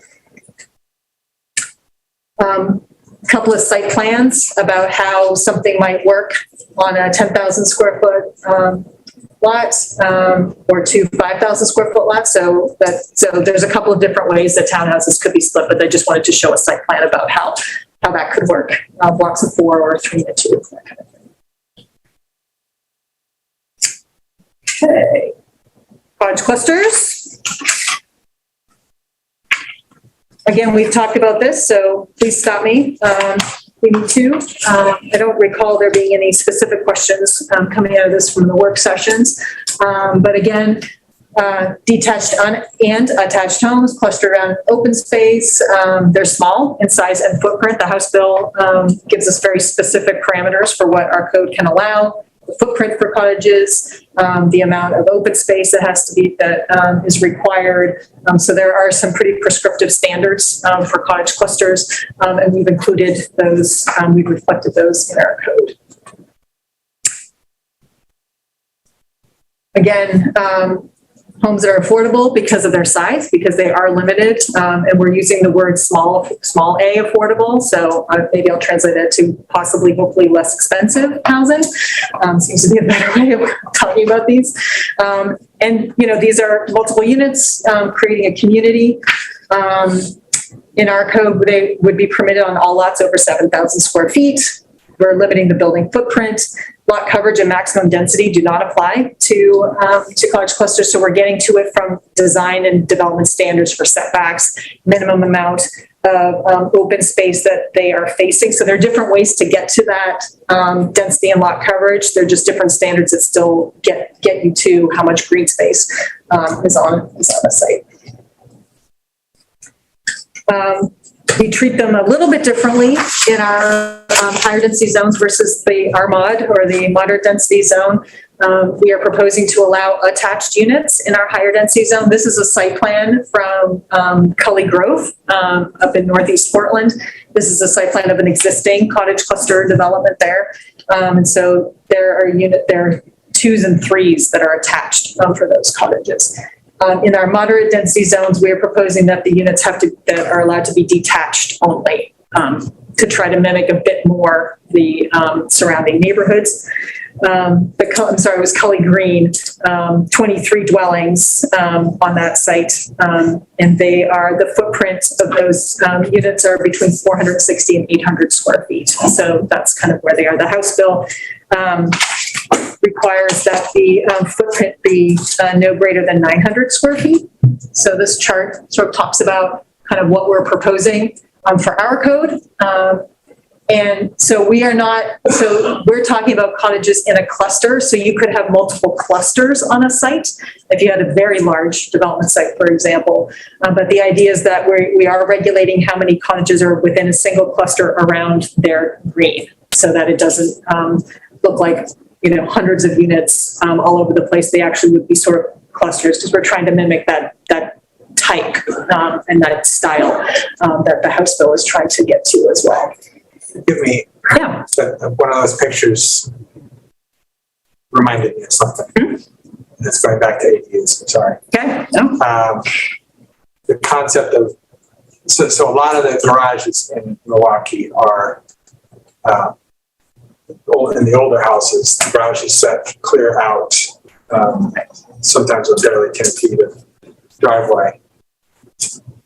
And the concept of allowing somebody to do a carriage house style ADU, I know when we did our ADU study, that was in the proposal, as I recall. And if I read code right, I don't think that's allowed. What we would not, and our current code does not allow a detached ADU to be in the front yard. So if it's an attached garage that we're going to be converted into the ADU, that's different, right? Because it's attached, but it's the detached cottage ADU being in the front yard. That's what our current code would not permit, unless it's 40 feet behind the property line. So if you had a house, a property that had a really deep front yard, you could still put the ADU in the front yard.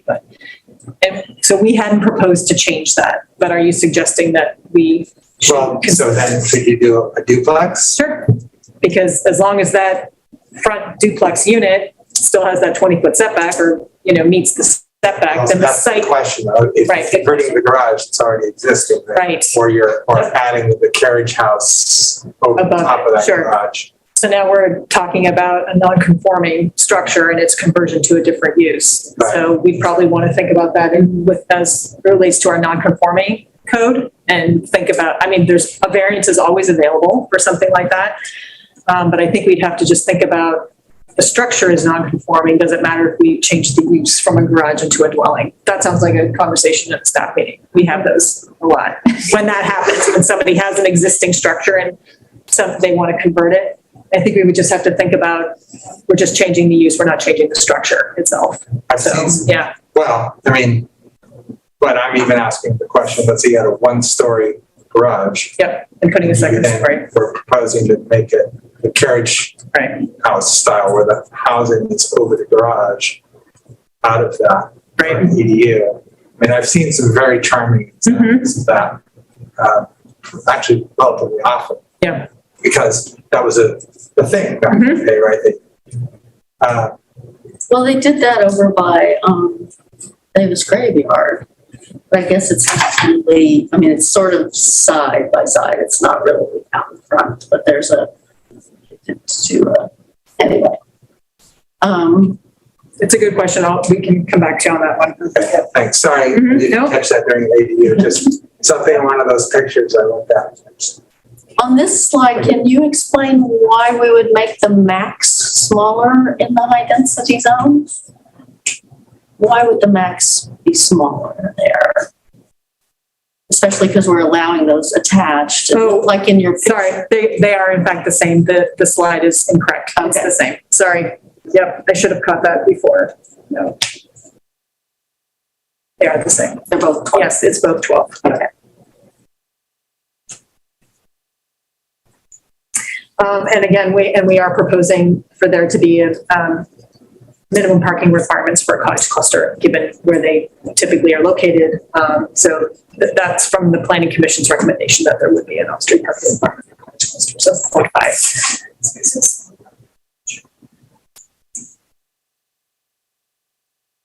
All right. We've talked about flag lots and back lots in the past. I'll try to stop me if I'm going too quickly, but again, flag lots on the left, back lots on the right, out of the Cherubino Farms development. We are proposing as part of this code to allow for backlots. So to allow for easements to provide access to those backlots. Some of the other amendments include allowing for variances to the flag lot itself. Our current code prohibits variances for the flag lot itself. We are also proposing, the code proposes language to incentivize middle housing by a couple of small bonuses to the setbacks on that rear lot or on that back lot, so that folks could have a little bit more ability to do some middle housing on those back lots. Again, we talked about this, I think, in other sessions this month. All right. So there's been some discussion. I'm slated to come talk to you about Senate Bill 458 a little bit later, but we should bring it up now, I think, just to introduce this idea. Senate Bill 458 was adopted in 2021. So this past summer, and it's intended to be a companion with House Bill 2001. In a nutshell, it's the land division for middle housings bill. And it's extremely prescriptive as what it allows or what we are required to allow and what we are not allowed to require for middle housing land divisions. So it applies to any middle housing that was developed on or after June 30th, which is the date for the House Bill 2001 adoption requirements. And it allows lot divisions for middle housing developments. The purpose, as I understand it from DLCD, it's a response to a concern that middle housing without more options for fee simple ownership. That they really wanted to incentivize this. The only way to do it without this, really, in most cases, would be a condominium, which is fine, but that's only one option. And so the idea was to allow for fee simple ownership for these middle housing developments. It's explicitly intended to allow for that for plexes and for cottage clusters. So that's why the standards in the bill are very prescriptive, very little wiggle room for us in putting this together.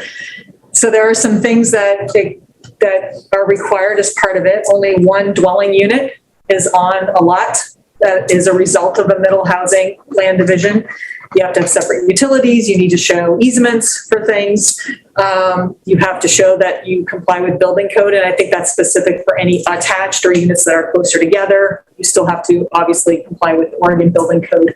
There is also an expedited review timeframe. So depending on the kind of land division under our current code, it could be considered a subdivision because you're creating 4 or more lots. That would be a type 3 review under our current code. The way the Senate bill is written, we have 63 days to issue a decision on this. So our proposed code is to put this through a type 2 review process because we can smash that down and still meet that 63 days, still have public comment as part of it. But it sort of everything needs to fit within that envelope of those 63 days. So that's why we've compressed that type 2 review. It doesn't really mess up any of the things we're trying to do, does it? No, it doesn't. It's just important to just understand that as we're talking about detached and attached middle housing or any of these middle housing things like that will come to this slide. The things that we cannot require as part of one of these land divisions. So street frontage for new lots. So any of these units that are going to be in the back, those get to be on their own lots. We can't require frontage for those middle housing lots. We can't require parking or a driveway for each lot. We can still require parking, but they could put it into an easement and have a parking area that would serve the whole development. That doesn't mean they can't do it. They certainly can figure out a way to have driveways or what have you teaching it, but we can't require it.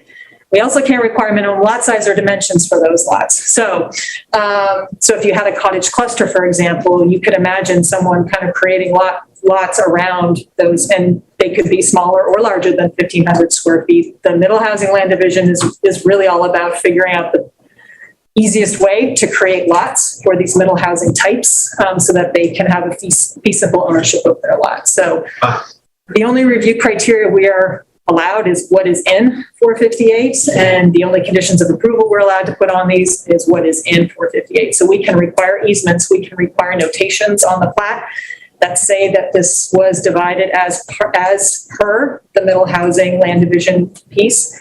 These lots can't be further divided. So there are constraints to this. There's obviously a lot of flexibility for this, but there are certain things that they can't do later if they go through a middle housing land division.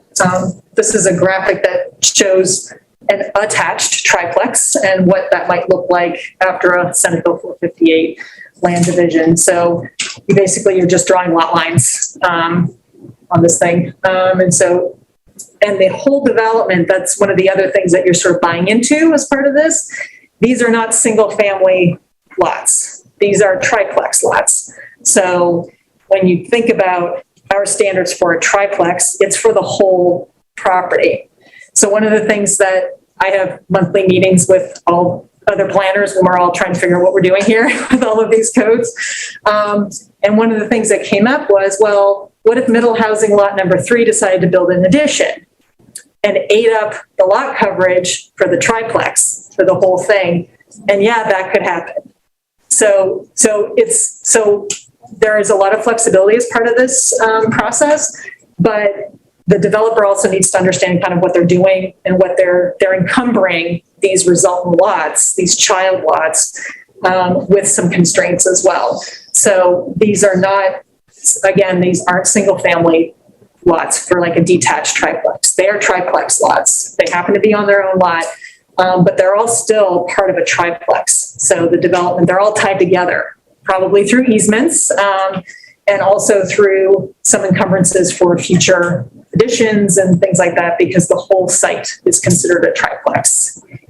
So just something to just. What determines which of the 3 is the parent lot?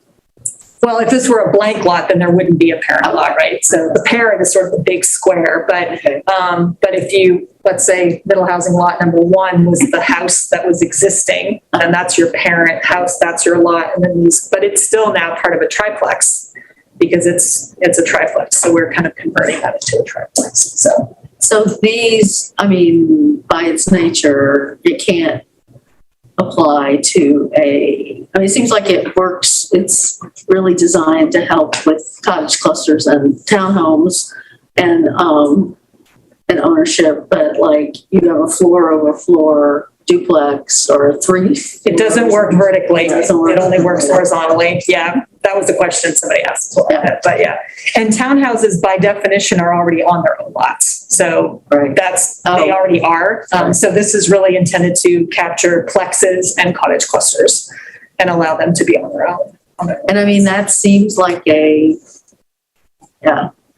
assume the home builder people are all, learning all this too, but yeah, it does seem like something we would need to educate people about who are looking at their options. Yeah. In some ways, it's almost, you sort of lay out your houses and then you draw lot lines around them in a lot of ways because it's intended to reflect something like that. Obviously, there could be some pre-planning from the lots, but the way it's, because we can't require minimum lot sizes and dimensions and all of these things, you really kind of lay out your development and then we figure out where the lot lines go. So, which is in some ways kind of nice because it really figures out the orientation of the dwellings first before you just put a bunch of squares on a property. Does that all have to happen before it's actually built? So we would be running this as we run our current land division. So we would require a preliminary plat. We would require final plats and to create your lots, and then you would do permitting. We are allowed to run them concurrently if we wanted to, but we don't have to. And so we will be processing these the same way we process any partition that we do now. There's already enough stuff for us to do differently now. And we really think the partitions should run like they do now, that there's actually a final plat. It gets recorded, you create the lots, and then you go for permits for your development. Yeah. So I just wanted to introduce that. Well, now I can shorten my speech when I come in to talk to you about that. Okay. Parking. There might be some things to talk about here. Now, So let me just put out what we've been talking about, and then we can get to comments and questions. So House Bill 2001 does not allow us to require more than one parking space, one off-street parking space per middle housing unit. The code recommendations that came from the Planning Commission reduced that to 0 on-site spaces, except for cottages. So everybody else, all the other middle housing types, would not have to require on-site spaces. Multifamily apartment complexes or apartments still have a parking requirement, and single unit dwellings still have a parking requirement. This is very specific to middle housing. We've also coupled this with some changes that would benefit other kinds of developments, like parking space being in the driveway or in the setback. That can help existing developments now, that folks that have single unit homes that are built right to the front yard setback. They could convert their garage, for example, into living space and not get dinged on the off-street parking requirement that we have now. The code amendments include some additional alternatives within our parking modification process. We've still kept all of those things, because when our original code package came through, it was still the one space per unit. But we still wanted to have some by right reductions, some more flexibility within the parking modification process. Tree preservation is some of those criteria for reducing the spaces. But the recommendation coming out from the Planning Commission was for it to be 0. So that's where it is. But we've maintained all of the other things anyway, so that other developments might be able to reduce parking if they meet those standards. Again, the Planning Commission recommendation. And so in the staff report, we went through some of the math. So some of the discussion that happened at the Planning Commission also talked about our parking study that was done as part of our project, that had 4 residential areas studied, both for an inventory of available spaces or parking in these areas and the occupancy of those spaces, to try to understand what the utilization rate were for spaces. And again, this was kind of all trying to get to what would the House Bill 2001 limitations, what would that mean for on-street parking in these areas? Based on those 4 study areas, there were 1,331 on-street parking spaces available as part of the occupancy piece of that. The average number of vehicles per dwelling was, we'll call it 1.99. So some of the math, that when you start looking at the numbers, if we divide those, that's 669. That's the number of dwelling units that could be built to take up all of the on-street parking spaces. just in the 4 study areas. It's just in those 4 study areas, but it's a way of thinking about what the impact would be if middle housing was developed with no on-site spaces. It would be 669 units. That's kind of how the math. None of those study areas was even a full NDF, was it? Correct. No, it was not. No, they were sort of collections. They were the Arbitrary. Yes. Yes. Yeah. So this was one of those, I guess we'll call this the worst case scenario kind of idea. So that's the number of dwelling units to theoretically take up the on-street spaces. If the decision was to require 0.5 parking spaces per middle housing, then that number of dwelling units to exhaust that on-street supply would go to 893. And if it was 1, then that number increases to 1,344. So it's a way of thinking about this. The commission's... Say that again? Yes. So if there were no on-street spaces or on-site spaces built, it's 669. If you required half a space for these units, then that number would be 893 units that would exhaust the parking. And if you required the 1, then it would be 1,344 units that would theoretically exhaust those on-street spaces. None of this is, we have metrics. We do have a study where, we're using the numbers that we have. It's not an exact science, but it's, we do have some reliable data to look at. Just out of curiosity, Yep. If you do the math of how much of the, call it single family home area of Milwaukie is represented by those 4, is it 20% of the whole city? Is it 10%? So with the math I'm wanting to do is, all right, so then for the whole city, You want to extrapolate those numbers to the whole Yes. city. I see what you're saying, and let me think about that. Let me think about how to figure that out, Thanks. if I can, but. That's why I was very careful about saying it's these 4 study areas, because I didn't want to extrapolate it without having, okay.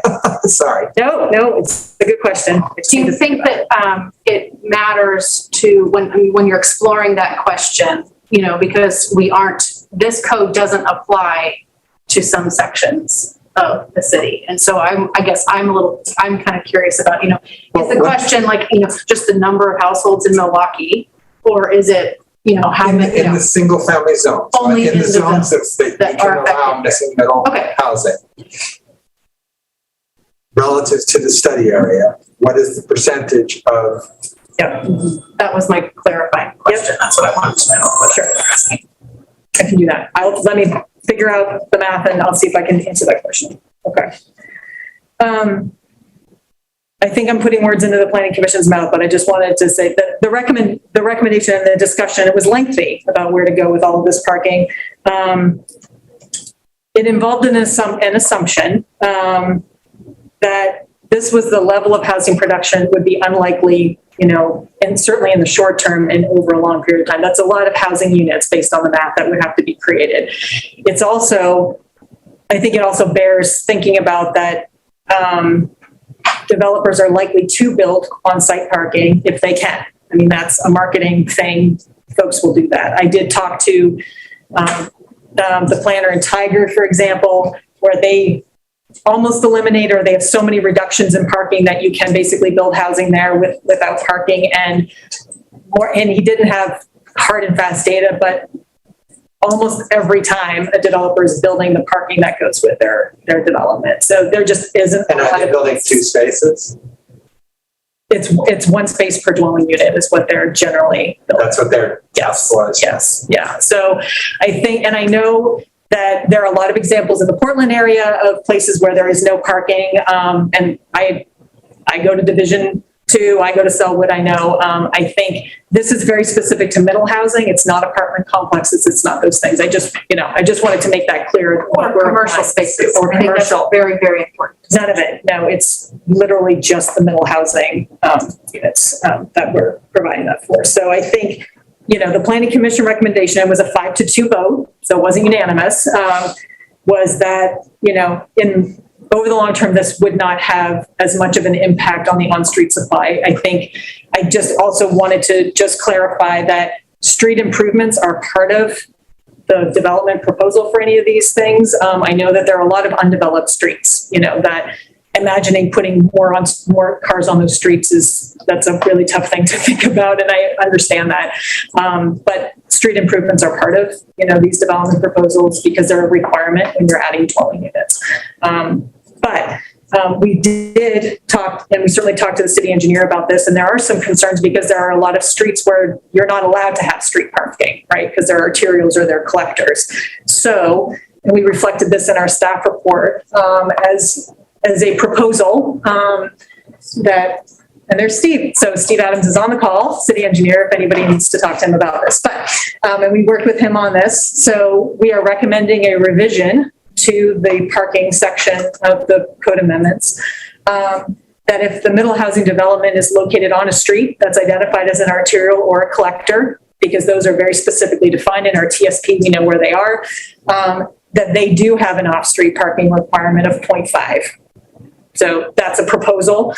And the chart on the left reflects what those streets are. So we wanted to acknowledge that there are constrained streets where we can't assume on-street parking because it's in fact not permitted.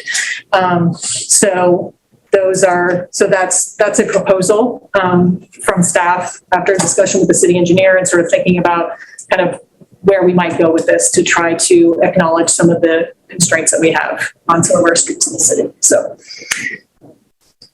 that's a proposal for consideration. Well, and I would say I have also been talking to the Tiger planner, and they do have a lot of their transit reduction is only 2,500 feet from transit, not, you know, I mean, yeah, 2,500, not 5,000 or, you know, not, anyway. So it's a Ours is 500. 500, is Pretty it? small. Yeah. It isn't downtown. It's 500? Walking, it's the, I went all the way to, well, downtown is different and it's not subject to this code, so, yeah.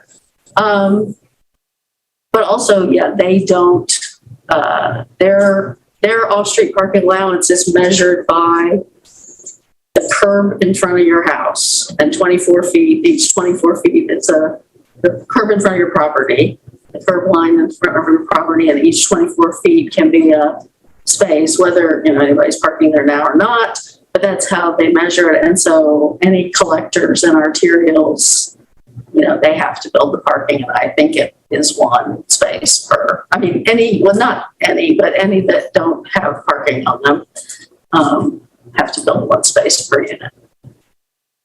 So, I mean, the mixed-use development that was proposed at the corner of Olson and 32nd was creating a cutout on 32nd and creating some on-street spaces. So they, in fact, were going to do that. But this is reflecting a situation where, you know, we're not extending the curb, we're not doing that, you know, these are the streets where you do have to provide an on-street space or on-site space to account for the classification of the street. So that's a staff proposal to consider. That list does seem to include most of our greenway streets. I know there's been some talk of Wichita versus Stanley as a greenway. So there's some questions that, you know, may become clearer when we do the TSP. When we do, right. And this is intended to tag to the TSP. We wouldn't be listing the streets in the code. So if something changed within the TSP classification, then that would be concurrent with, you know, with this code. This is just identifying the ones right now in our existing TSP, in our current CSP, those classifications. Okay. And happy to answer any questions, but that concludes our presentation. We'll be here on the 15th with hopefully some answers to your questions. So, yes, work. Oh, good. So, happy to answer any questions or whatever you'd like. Or I can just leave and there are people that have questions. Nice to have dreams, isn't it, Mira? Sure, 5 minutes? Okay, let's take a break for 5 minutes. Can we determine if we're going into public? I mean, I'd like to go into public. We are going into public hearing. Okay, public comment after when we come back. Okay. Yes. Perfect. And for anybody on Zoom, I have to reconnect the internet, so the meeting will continue, but it'll drop off and look like we're off, but we'll come right back. So,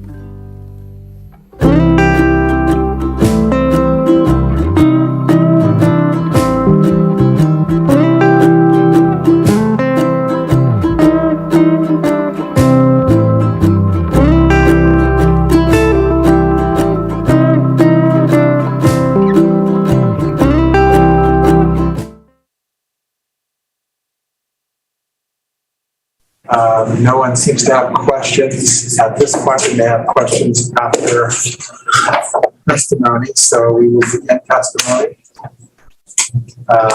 Let's start with the folks in the room, and then we can go to the folks online. So, Elvis, come on up.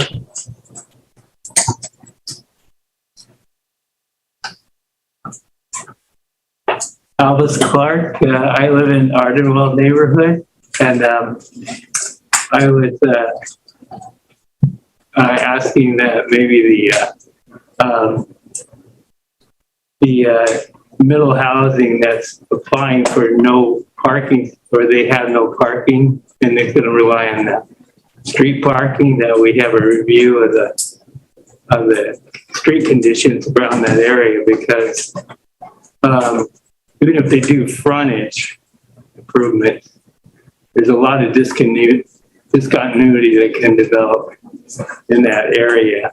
And so if you're a bike rider or pedestrian, you're still negotiating possibly for street conditions prior to and just after the development. And so there's a bit of negotiation there. And some of the areas in Ardenwell are already got a couple that I know of that are kind of problematic on the street conditions. You know, one is a neighborhood street like Olson, just by the Milwaukie Cafe. When the Milwaukie Cafe is operating, cars are already parked there down the street. Some of them park across the street at the old auto repair shop, but that's going to be developed. And so even there, some cars are parked right up against the mailboxes of the existing residents. They're causing problems that way. And also there's no sidewalks going down the Olson. So people are walking in the street and they're negotiating between these cars. So even if you had some frontage improvement and some of if there's middle housing to be developed there without parking, you still have a discontinuity. So people are negotiating between getting two cars into the sidewalk or whatever that's there. The other thing is, well, I see that you're proposing the 0.5 for collectors, and there's a really bad stretch of King Road between 34th and 40th. And boy, it's just awful because it's full of potholes and the standing water. And so even if you get some middle housing development and it has frontage improvements, you're still you have to go through potholes to get to the frontage improvements. So I still think we need some kind of a review process for those that aren't going to develop any off-street parking. If you don't think there's going to be that many built, what's the big hang up in trying to just have a small review of the street condition? So thank you. That's all I had. Thank you. You didn't read your script. Oh, we just went right into Sorry, it. I just went for it.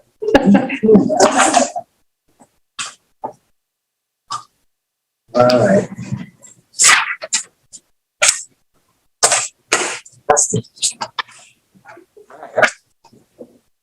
Does anyone wish to comment on the amendments to the Housing and Parking Code? Council will now take public testimony on the proposed code amendments. I will recognize speakers and any questions should be addressed through me. Before you speak, please state your name and city of residence for the record. For those who wish to testify in person, please submit a yellow comment card to staff. If you're on Zoom and would like to speak, please raise your hand, write a note in the Zoom chat, or email ocr@milwaukeeoregon.gov. For those who wish to testify and are calling in through Zoom, please raise your hand by dialing *9. Presentation times for all speakers will be limited. Individuals have 3 minutes and representatives of groups have 10 minutes. Please confine your remarks to the proposed action, avoid repetition, and irrelevant information. All right. Mayor, Yes. May I also recommend that you read the section that talks about reading into the script the previous comments that we've received, just so that we have that documented. It's the section right before which. It's the what? The correspondence received. Have we received any? Have we received No, any have we received any correspondence? correspondence? We have. Okay, yeah. And for the record, I'll read the names of everybody we received in the record. I think we're around 20. We received correspondence on this hearing topic from Pamela Quinlan, Teresa Brisoff, Alexis Biddle on behalf of 1,000 Friends of Oregon, Elvis Clark, Jill Bowers, Teresa Evans, Siri Bernard, Judy Schock, Diane Lynn on behalf of Proud Ground, Claire Hobson, David Aschenbrenner, Bernie Stout, Chris Ortolano, Renelle Coburn, Lisa Gunyon-Rinker, Louis DeSitter on behalf of the Oregon Education Association, Tony and Yvonne McVeigh, Krista Downs, and Becky Hayes. Becky Hayes with AARP. And I think it's Tori McVeigh, but yeah. Yes, you're right. Sorry. Okay. Next up, Renelle.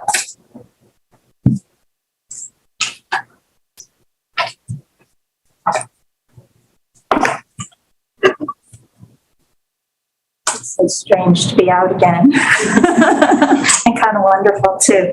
I'm speaking on behalf of an organization. My name is Renelle Coburn, Milwaukie RIP, but it's about 4.5 minutes max, not 10. So you won't be tortured.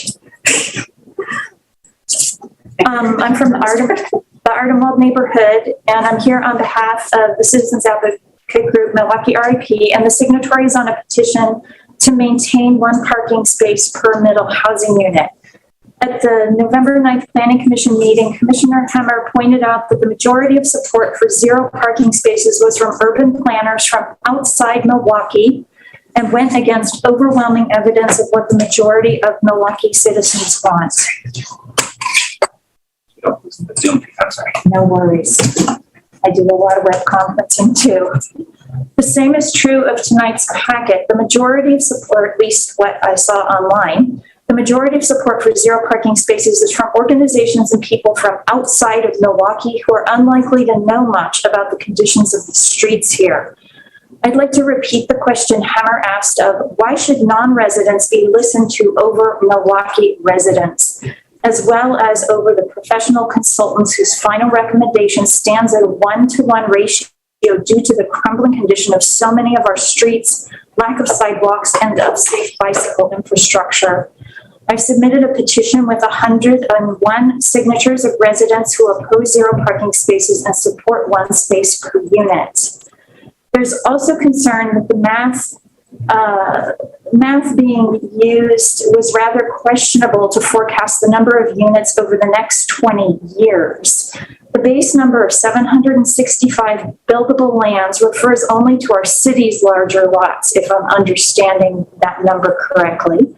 In reality, all residential lots in Milwaukie will be eligible for middle housing, and that number is 8 times greater at 6,278. Surely no one can believe that many average-sized lots with older homes won't also be bought, scraped, and redeveloped. Commissioner Edge stated that we are likely to get only 7 to 22 new middle housing units over the next 20 years and said, we'll be lucky to get a quadplex in the next 10 years.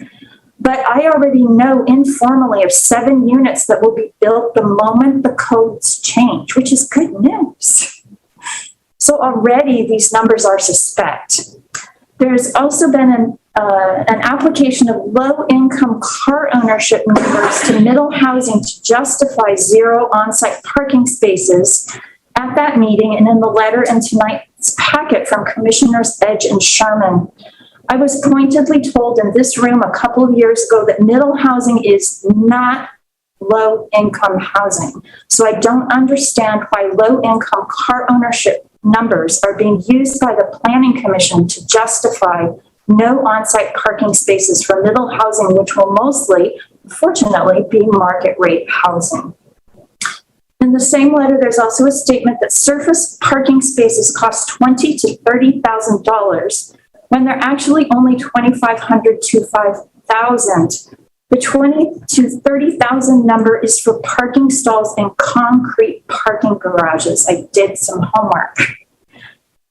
There are 5 pages about public engagement in tonight's packet.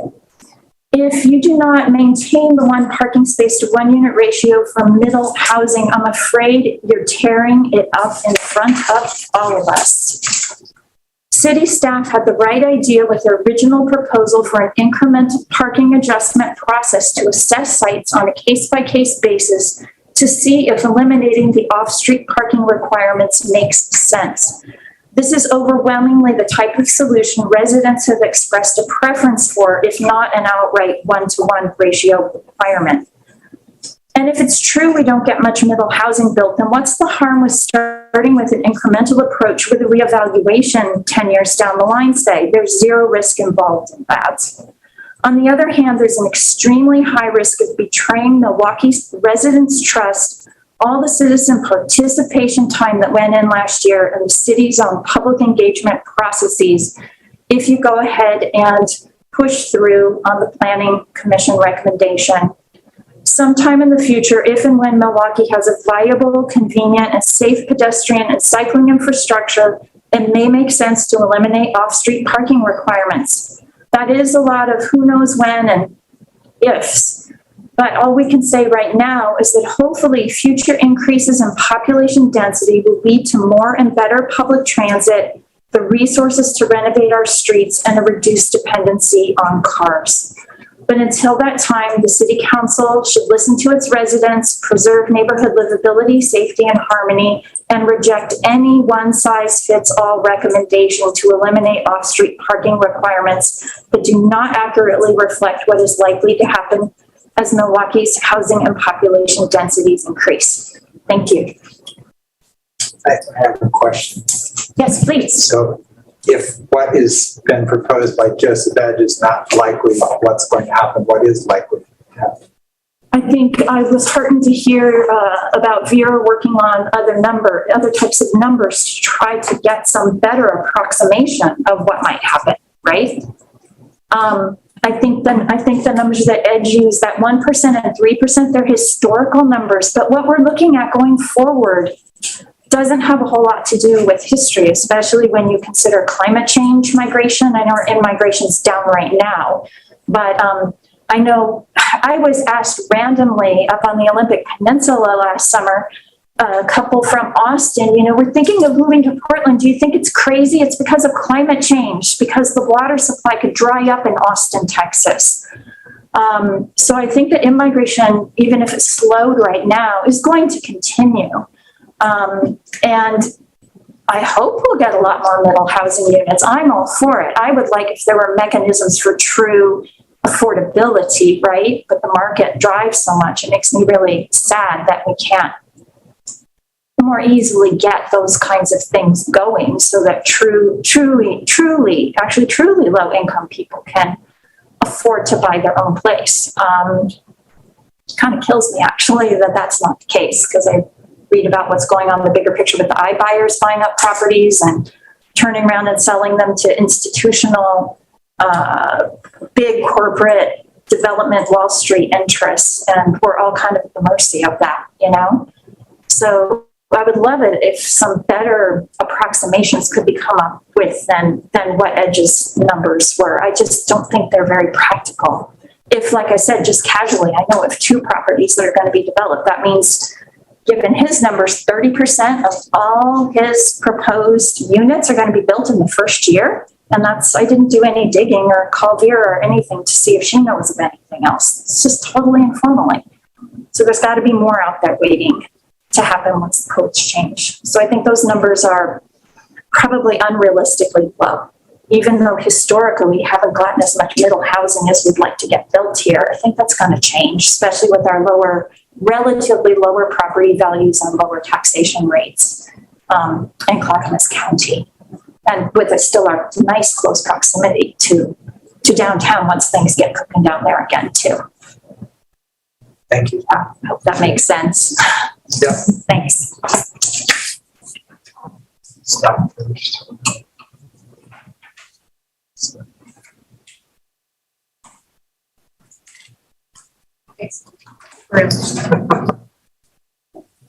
All right, Russ Stoll.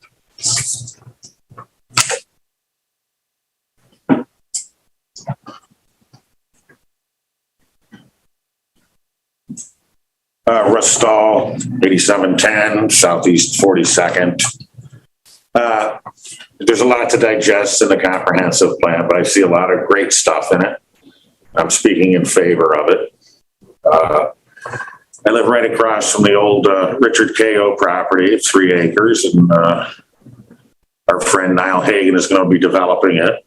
I understand he's been talking to everybody about it, so it should be an example of the new comp plan in action. I'm pretty excited to see it happen. So I guess I can't figure out every detail of it, but what I see, I like. So thank you for all your work. That's it.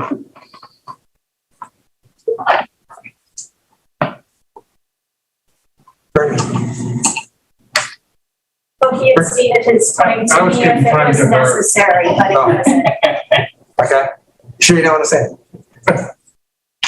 No, I wrote in. Yeah. Okay. Thank you. Go online? Yes, Mr. Mayor, there. Bring them in, whatever order you. Very good. We'll promote Tony Jordan. Tony, can you hear us? Yes, can you hear me? Yes.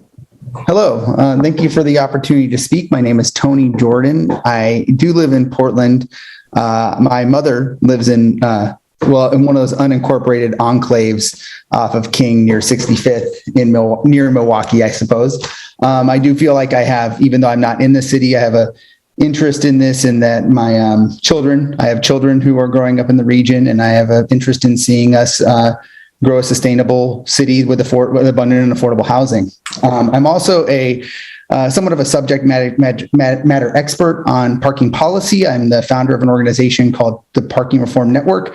And as part of that, I have spent quite a lot of time reviewing hundreds of cities' zoning codes, particularly around parking. I sent in testimony that includes a link to a map which has over 200 cities that have reduced or mostly eliminated parking requirements for many land uses in parts of their city. So this is my first thing I'd like to just point out, is that this is it's not a very radical thing that's happening here in Milwaukie. It's on a trend that is happening all around the country, particularly in our state, somewhat due to the state law, but this was a trend that was happening before even House Bill 2001.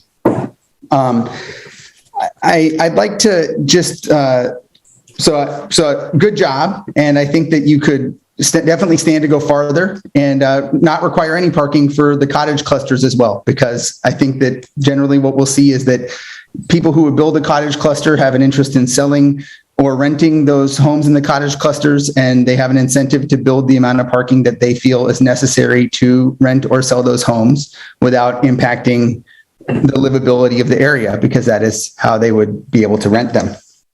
To that end, I think that concerns about overspill parking, based on what I saw in the parking study from Rick Williams, are hard to feel will be a huge problem. There's quite a bit of parking already in existence. Most residents have ample parking available to them, it seems like. So a person building some additional units, a duplex, a triplex, seems very unlikely to spill over in any meaningful way, even if hopefully if the amount of housing that's built is much more than Planning Commission thought.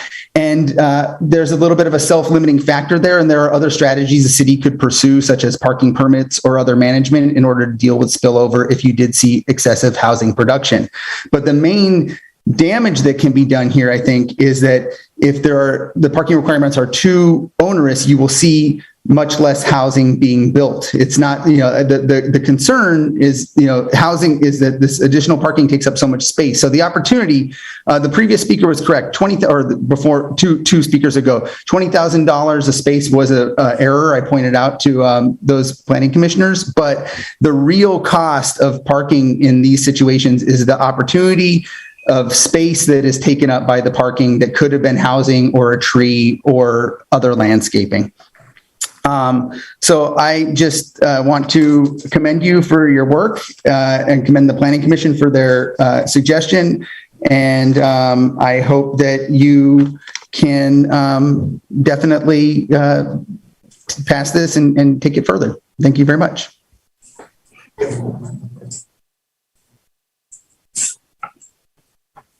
Okay, the next hand raised in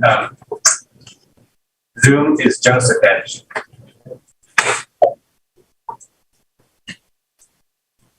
Joseph, can you hear us?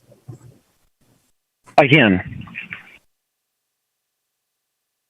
So my name is Joseph Edge, and I am a resident of Oak Grove. I serve on the City of Milwaukee's Planning Commission. Thank you for the opportunity to testify tonight. I'm really excited to see this getting to this phase of implementation. I've been involved with the comp plan policy development process for several years, and really excited to see this playing out. The first thing I wanted to say is that I did have some written testimony that I collaborated with Jacob Sherman on that you should have received in your packets before. And there's a lot of numbers in there. And what I'd like to caution you about is looking at the specificity of the numbers. I think that what's really important is that the narrative that the numbers reflect. And what the numbers reflect is that the expected production of middle housing is so painfully low that using the best available data, we really can only expect to help very few households with these regulations. And so we should be doing everything we possibly can to ensure that the private investors who leverage these regulations are able to deliver as much housing as possible, because we don't have money to build this housing ourselves as a city. We need the private market. We need private investors to come up with creative solutions for solving our policy problems, including our housing crisis. And this is what the Planning Commission, I believe, was going for, was to reduce the onerous regulations that will make it difficult to meet these housing goals. The other thing I would really like to ask you to do is, as you go into deliberations, I really want you to look back at something that we did during the policy development process for the comp plan policies for housing, and that is to view these regulations as proposed, or even as you consider to amend them. View these regulations through the four lenses of affordability, equity, livability, and sustainability, and then look at which regulations and which ones satisfy more policies or more of these lenses on balance, and make sure that we're actually considering the multifaceted benefits of these policies, and that we're not walking away from opportunities because we're worried about impacts that really the best available data shows us that we needn't be worried about. With that, I thank you for your time and the opportunity to testify, and I look forward to your deliberations and eventual adoption of the code. Thank you. Thanks.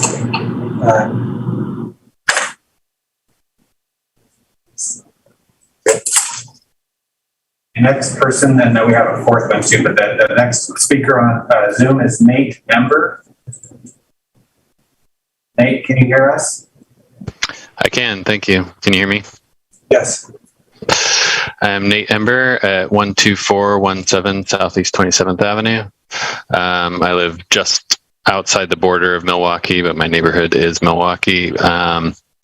And I'm an architect by trade and work a lot in the sector of kind of middle housing and affordable housing. So I really applaud this work. You guys have done, I think, a really great job getting to this point, doing a lot of engagement and work on the comp plan to really determine what's going to work here. And I understand certainly concerns around cars and traffic with additional density, but I think we all realize that the people are coming regardless, and building more housing is the best way to control the price of the housing, and also that more people in a neighborhood actually means a lot better economic potential to take care of roads and streets and build infrastructure, build parks. And because that's how the economics are set up. So it actually should be really beneficial and enable the city to serve communities even better by inviting more neighbors in and creating more equitable housing opportunities.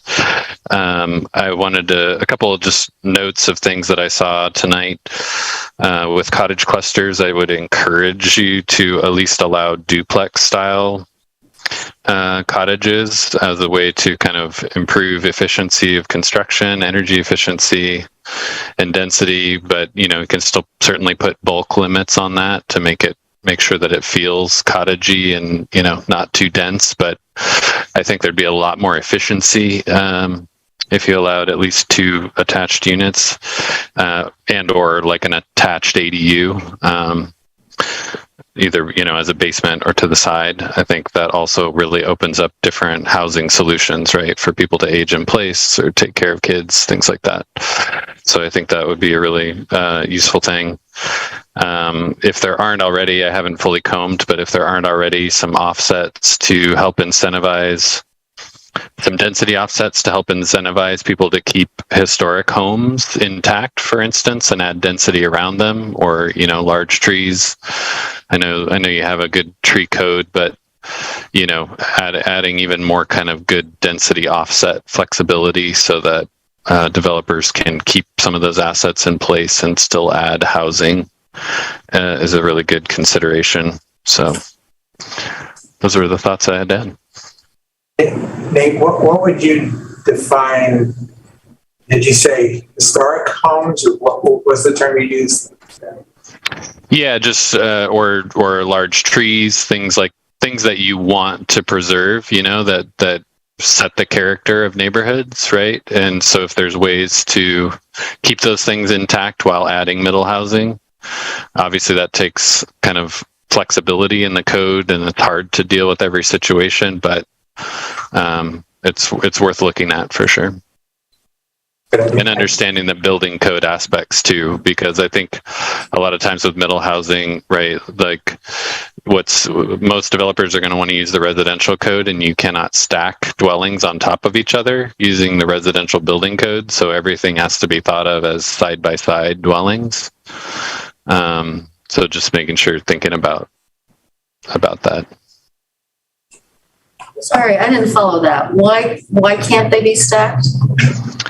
Because as soon as you put, you can't have a duplex that is one unit above another one without triggering commercial code. And commercial building code adds costs that developers aren't likely going to want to trigger at this scale, because it adds more costs to the construction, fire sprinklers. It basically makes it multifamily housing. Whereas if the units are side by side, they stay under the residential code, and it makes them more affordable to build. Wow. In all these years of being on planning commission, and in city council, I've never heard that. That's good to have architects in the crowd. Anybody else have any questions? Thanks, Nate. Thank you. The next speaker on Zoom is Michael Anderson. Michael, can you hear us? I can. Can you hear me? Looks like it.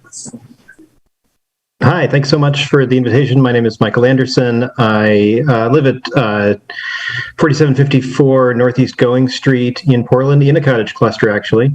But my day job is with Sightline Institute. I'm here taking a neutral position, but hoping, if I can be useful, to elaborate on any of the positions I submitted as information in the testimony. I wanted to note a couple things in response to previous comments. I would say that, so I've been, I write and research about housing and transportation for a living for the last, 10, 15 years or so. And when I started doing so, it was absolutely my assumption that if you were to legalize 3 or 4 units on a lot, that, of course, what would happen is you would knock down the house that's there and you'd build 3 or 4 units because it's more units. And the fact is that that is not how the economics works.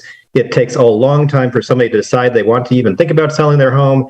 It takes very low probability that it's going to make it so much more valuable to knock down a perfectly useful building and put up a new building. It just doesn't happen very often. And you can see that in the data. So for example, Portland has had duplexes legal on every corner lot in the city since 1991. And it's now 20, 30 years later. And 3.5% of all the corner lots in the city have duplexes. So like there's been lots of time in Portland, a somewhat higher cost city than Milwaukee, for the market to work. That's with a significantly higher FAR ratio. And that also includes, that 3.5% also includes lots of historic duplexes that were built before the city banned duplexes in 1959. The fact of the matter is that as the legislature anticipated when it set a several percentage point target for the rate of anticipated infill under House Bill 2001, and as Tigard has seen when they passed a very similar policy several years ago, and they've seen like 3 or 4 projects take it up in the last few years. I'm sure there are a few projects that somebody is sitting on that they would like to push through in the new thing. And because I think that there will be a lot of climate migration, I hope that there are more so that we can avoid catastrophic price increases in our region. But the economics are not such that it's all going to turn over rapidly. And I totally understand the assumption that it might. And that's just not borne out by either the theoretical or the empirical evidence. Ask a question? Yeah. Thanks for that, Michael. I am blanking because I have read your writing and I've read all of the testimony for the Planning Commission, et cetera, and so forth. So I can't remember what I have seen where, but I know that at some point you have done research and done a fairly detailed analysis of what you're speaking about in terms of the numbers on, okay, say you've got a lot that has a single family residence in Portland and someone goes to redevelop. Where do the numbers pencil out? Where is it actually economically feasible to do a certain type of development? You know, does it make sense from an economic standpoint to convert a single family residence into a quadplex? How much money does it take for that to apply? I'm not explaining this very well, but I think you understand what I'm saying. No, I got you. No, totally, Counselor. So like some of to the question of like converting a structure, the points that the previous testifier raised about building codes are going to be a binding constraint on almost any project like that. There are some cases where you could divide a structure such that you can do it up to modern codes, but it's not going to be common. I think the research you're referring to about like when does it pencil? What we did for that project was we took like a lot that we were like sort of imagining slightly into the structure being even in worse shape than it was. And we looked at this particular structure and we said, could we get a project to work on this specific lot if the building were in a little bit worse shape and the market prices were what they are right now, which of course, you know, the developer and landlords don't control the market prices, the competitors control the market prices.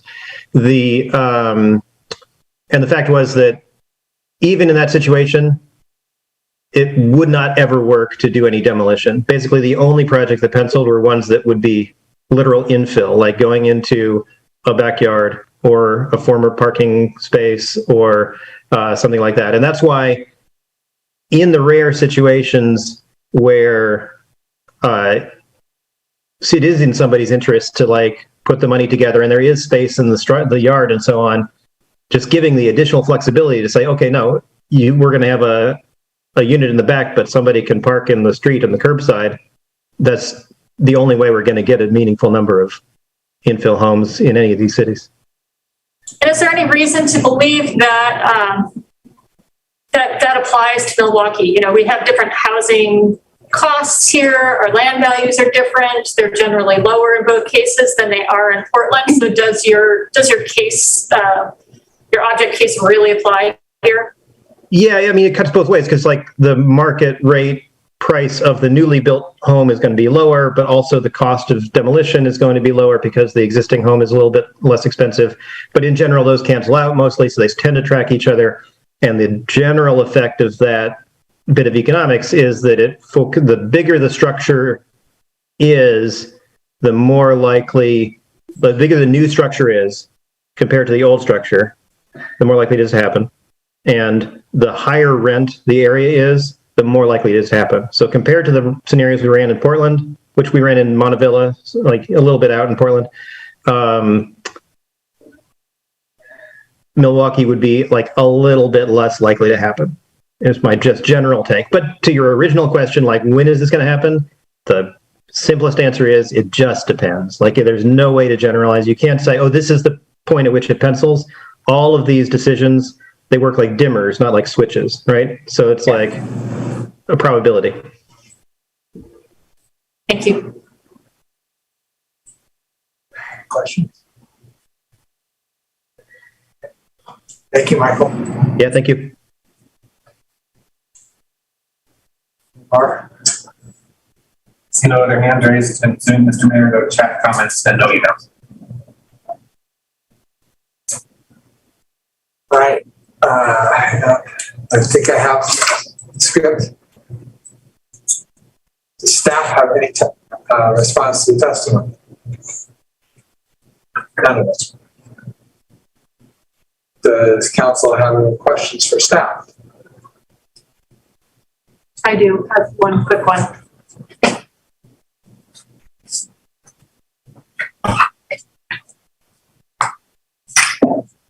Any questions for staff? Or any questions about the Anything at all?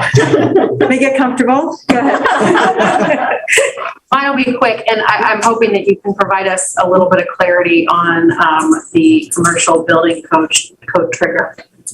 And if not tonight, then maybe next time. Yeah, I actually texted Samantha as that question was being asked. I'm not questioning Mr. Ember. I just, really? Because I didn't know that either. So yeah, and I mean, yes, and I'm same, but I want to know, I'm hoping that we can bring some more clarity back. She hasn't responded. She might be asleep. So I'll bring that answer to the next time. Yes, for sure. Yeah. Because that relates to all that stuff you were talking about lots, and it explains why, Explains why it hardly ever happens. Yeah, right. It's interesting. Yeah. I mean, I lived for a period of time in a second floor. You are not anywhere close to that microphone. Sorry. I lived for a period of time in a second floor duplex. Not here, but yeah, it's weird to me that those would somehow be harder to build than side by side. I suspect it's got to do with fireproofing and sound. Yeah. I mean, the sound carries through the walls. Right. It carried more than before, I'd say that.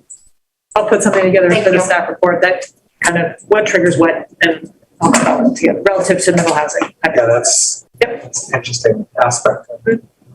The other questions for staff? Well, one request for the next hearing is, could you put together a slide that shows the incentives for affordable housing and defines what, or put it in the staff report, whichever, and defines what that means, affordable housing, what the triggers are. I do see some room for, potentially creating, some additional incentives and maybe, well, anyway. And then I do have questions about sections and stuff if we want to start getting into language of the code, but if, I don't know if people want to do that tonight or not. Well, it is 7 minutes till 9. I'm fine getting started on that. I don't know about everybody else. I'm not going to want to close the public hearing. I'm going to want to keep going. Yeah. For sure. Oh, yeah. I mean, and I'm not talking about deliberation. I'm talking about questions. Yeah, even for the public, I mean, I just think the public hearing, I'd like to keep it. Yeah. I'm definitely not going to be able to get through that tonight. Yeah. Are we thinking of going past 9 p.m. still, or? Well, so here's what I would hope could happen. That a lot of the questions and the things that are going to be things that Vera needs to go back and learn something or set something up or we can ask tonight. So that there is this wildest possibility that in the next turn we could actually cause it. Well, I mean, I think I'm going to have more wild stuff though next time. I mean, right? Like, I think that we're going to have a lot more of a robust conversation and deliberation. And the worst, I mean, honestly, like, this is such a conversation about trade-offs that I think that, like, we are going to end up reopening the public hearing to have additional questions to staff as we're deliberating. I mean, we've had that happen before. I fully expect that to happen for this one too. Yes. Agreed. Apologies in advance. Yeah. Yes, expected all of this, so no problem. Let's go ahead and get started on some of the, we can, Okay. All right. My page numbers are from the last packet. That's what I printed out. Well, I mean, you didn't put the code in again, this packet, I guess. So,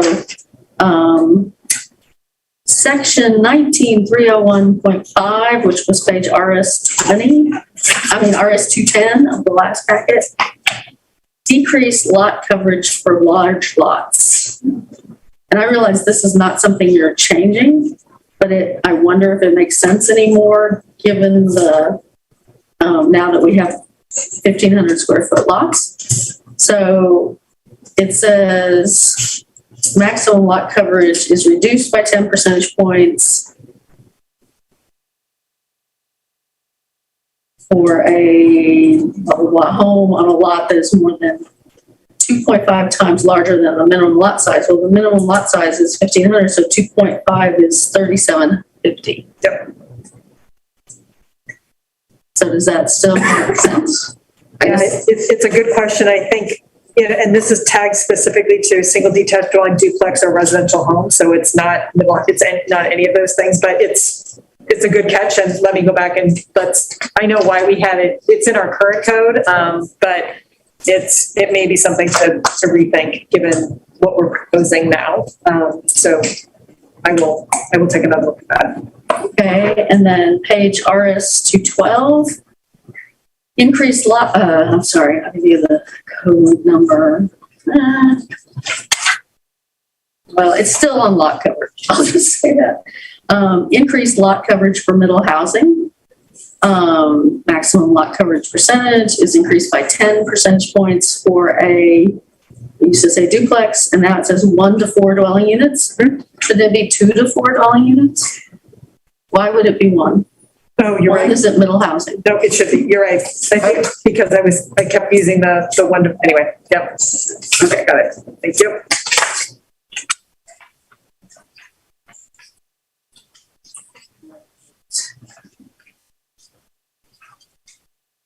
I don't know how many that would be.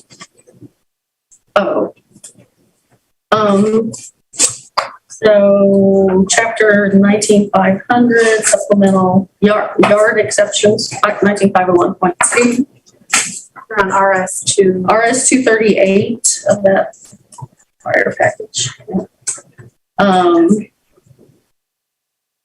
I just didn't follow this. So a porch can stick out 6 feet in the required front yard. And the porch has to be at least 5 feet from the front lot line. But our setback is 20 feet, so that's still 9 feet. Is that just for like non-conforming houses or whatever? That's exactly right. Okay. So it's a way of reflecting existing situations where they may have less than a minimum. So they can still encroach 6 feet, but you still have to have a 5-foot front yard setback. So it's accounting for pre-existing situations. Okay.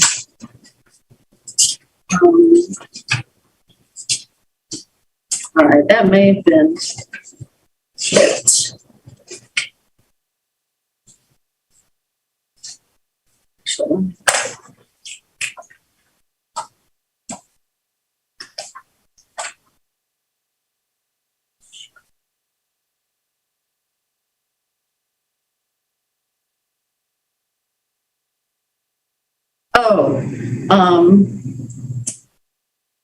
Stephen Lashbrook brought up before the Planning Commission this idea of north side setbacks and solar access, which he has brought up before. I'm not sure I entirely follow it, but I guess he's saying setbacks should be wider on the north side of the house or anything or something. So you don't block the solar access, but I know what he's thinking, but I actually think that our side, whatever that thing is called, that side yard height plane. Yes, yep.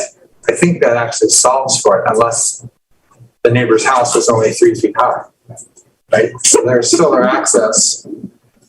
I don't think it's going to be affected because of that plan. I thought about that a lot when he wrote it, because it's been a concern of mine too. Unless what he's talking about is solar access for garden. Well, that was part of his testimony. Right. Yeah. Which. That's a very. Anyway. Yeah. Well, so what he's suggesting is that perhaps we should care about where the house is relative to the next property vis-a-vis the sun that would fall on that property. And in that instance, for gardening purposes. Right. I mean, we do have a solar access bylaw, section 1200. That's not perfect, to be fair, but it's intended to, and it deals more with partitions and with, new stuff, not necessarily new construction. It definitely gets triggered for partitions, how are the lots laid out. It could use an overhaul for sure, but I'd have to go back and really dig into it and see how that may or may not respond. I don't know that it responds very well to Stefan's question, if it's specific to a setback on, the north side, that kind of thing. So do you want me to take a more specific what he's saying, or? I want to try and help you get there without going into deliberations. But if you think about it, you care for solar panels, right? That's year round. But you don't garden in the winter. And that's when the sun's angle is at the lowest. So that's when a house is going to more likely shade if it's bigger and closer, right? In the summer, it's basically straight up. So even for gardening purposes, I'm not sure it's a problem because of the plane thing.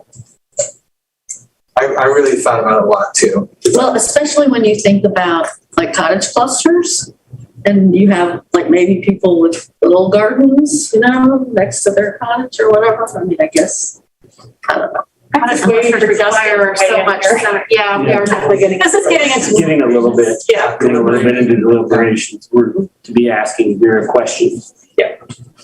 Okay. Page RS 266. Townhouse. Subpart B2 says development standards for townhouses are in subsections 19301.4 and 19302.4. But when I went back to 301.4, it's all crossed out. So is there a 301.4? There is. There's a new 301.4 that's all underlined. So there's table 301.4. Yes. Okay. I have code sections. Sorry, I don't have page sections. So sorry, 19.301.4 developments. There are development standards. It's a whole new section. So we completely replaced the existing 301.4 with a new one. And it should. I don't know what section is in your packet. It's page 8 of the actual code itself. I'm sorry. I use the same version and I just keep marking it up. I don't print out a new one. Oh, okay. Could you see? But is there an incorrect reference? I guess is what it sounds No, I mean, if there is a 301.4, there's not an incorrect reference. Okay. It's just, okay.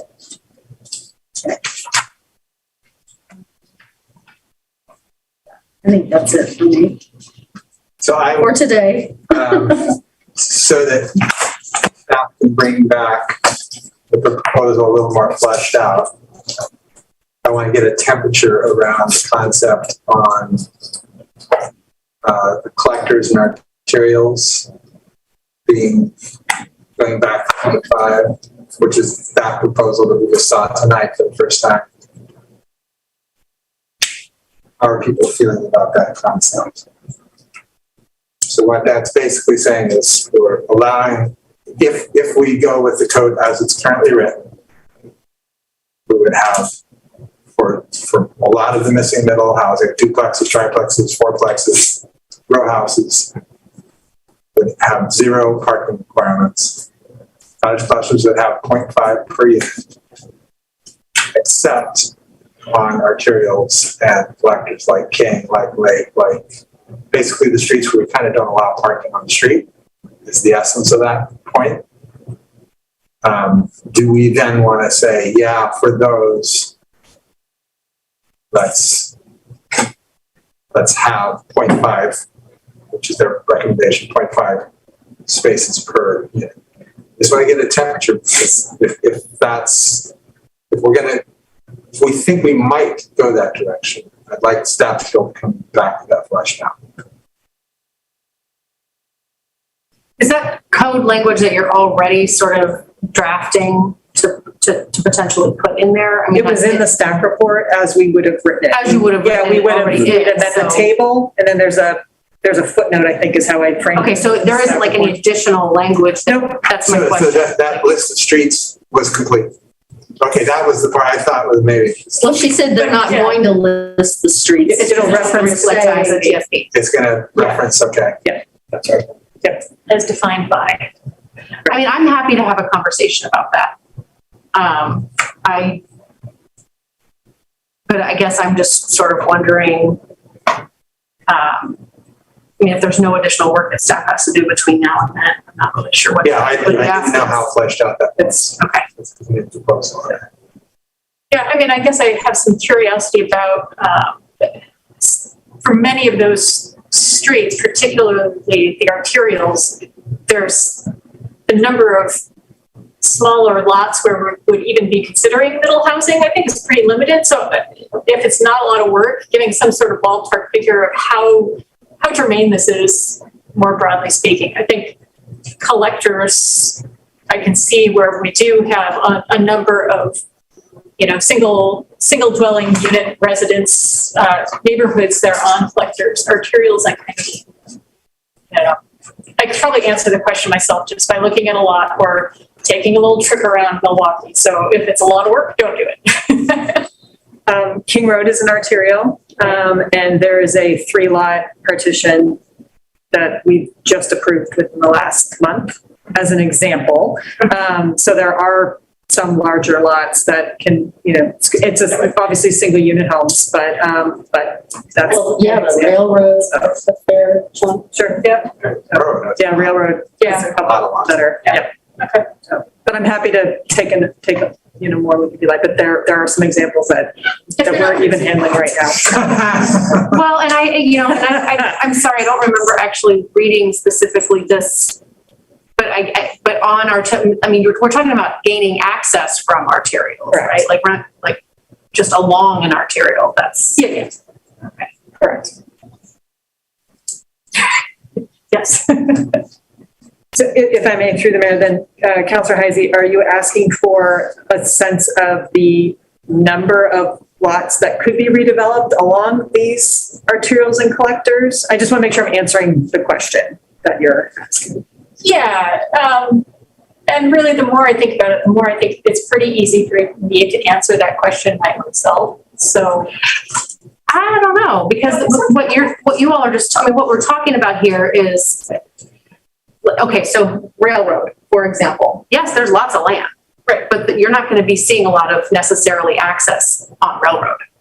You might see the access on Stanley, or you might see, not collectors and materials. And so, I guess, I actually think the question and the answer is kind of important and germane, because if it's, that might sort of dictate the direction of deliberations. So the development potential for middle housing on collectors. The access. That would access. Okay. Yep, that would be. Yeah, that would trigger this. That code. Would impact parking along arterials. Okay. There will be a lot of assumptions in that answer. I'm pre-caveating that right now. So, Well, I mean, do we have, like, I mean, I imagine it's just a layer of maps that I'm not familiar with, but do we know where all the no parking is on this? Because that to me is also germane. I mean, if it's not, to me, I mean, it matters if parking is allowed versus parking is not allowed. yeah, and that list that's why we developed the list like we did with the. But not all of those not all of those forbid parking on all lengths of those roads. Right. So. Such as With, Stanley was on that list. River, well, I'm talking about the arterials. well, I mean, the list was both, so. There are Yeah, all the sections arterials. that, Yeah, that would be a good, yeah, if we could answer clearly, is there parking allowed in any of those arterials? And then a little more detail on those collectors. I can think of 2 street parking spaces on 32nd. For example. 2 more than I was thinking. That will likely be a public hearing answer and not a staff report answer. Just because the staff report's due Thursday for review. So we might not get to that, but I will do my best. It's fine. Okay.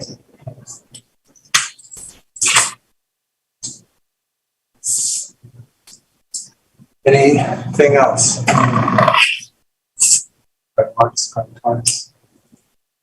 As predicted, you anticipated and answered a number of my questions in your presentation. So thank you for that. Yeah, I think the presentation was really good. You answered mine too. Well, you know how to reach me. If you think of something else. Yes. So if there are no more questions, I will entertain a motion to close the public hearing. So if we're going to continue, we need to close the public hearing or to continue the public hearing? We're just closing the public comment part Yeah. with this action. And continuing the hearing. Okay. It seems like we don't. I'll move to close the public comment portion of the hearing on the proposed housing and parking code amendments. I'll second. It's been moved and seconded to close the public comment period. Comment part of the hearing on the proposed housing and parking code. Any further discussion? With the understanding that we're reopening that next time. Yes. Yes. You need to say that? No, I just want to make sure we're clear. Yes. Okay. Is there any further discussion? All those in favor? Aye. Opposed? Heard the public comment part of the hearing on the proposed housing and parking code.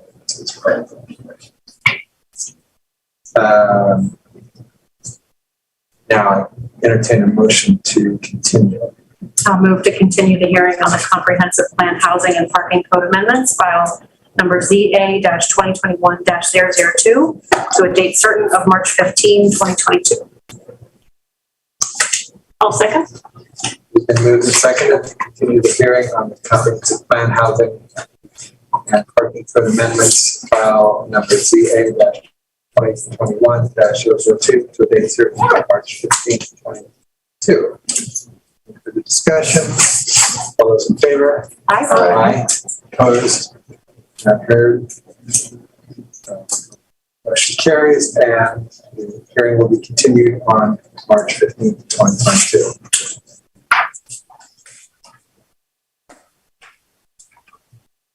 Entertain a motion to adjourn.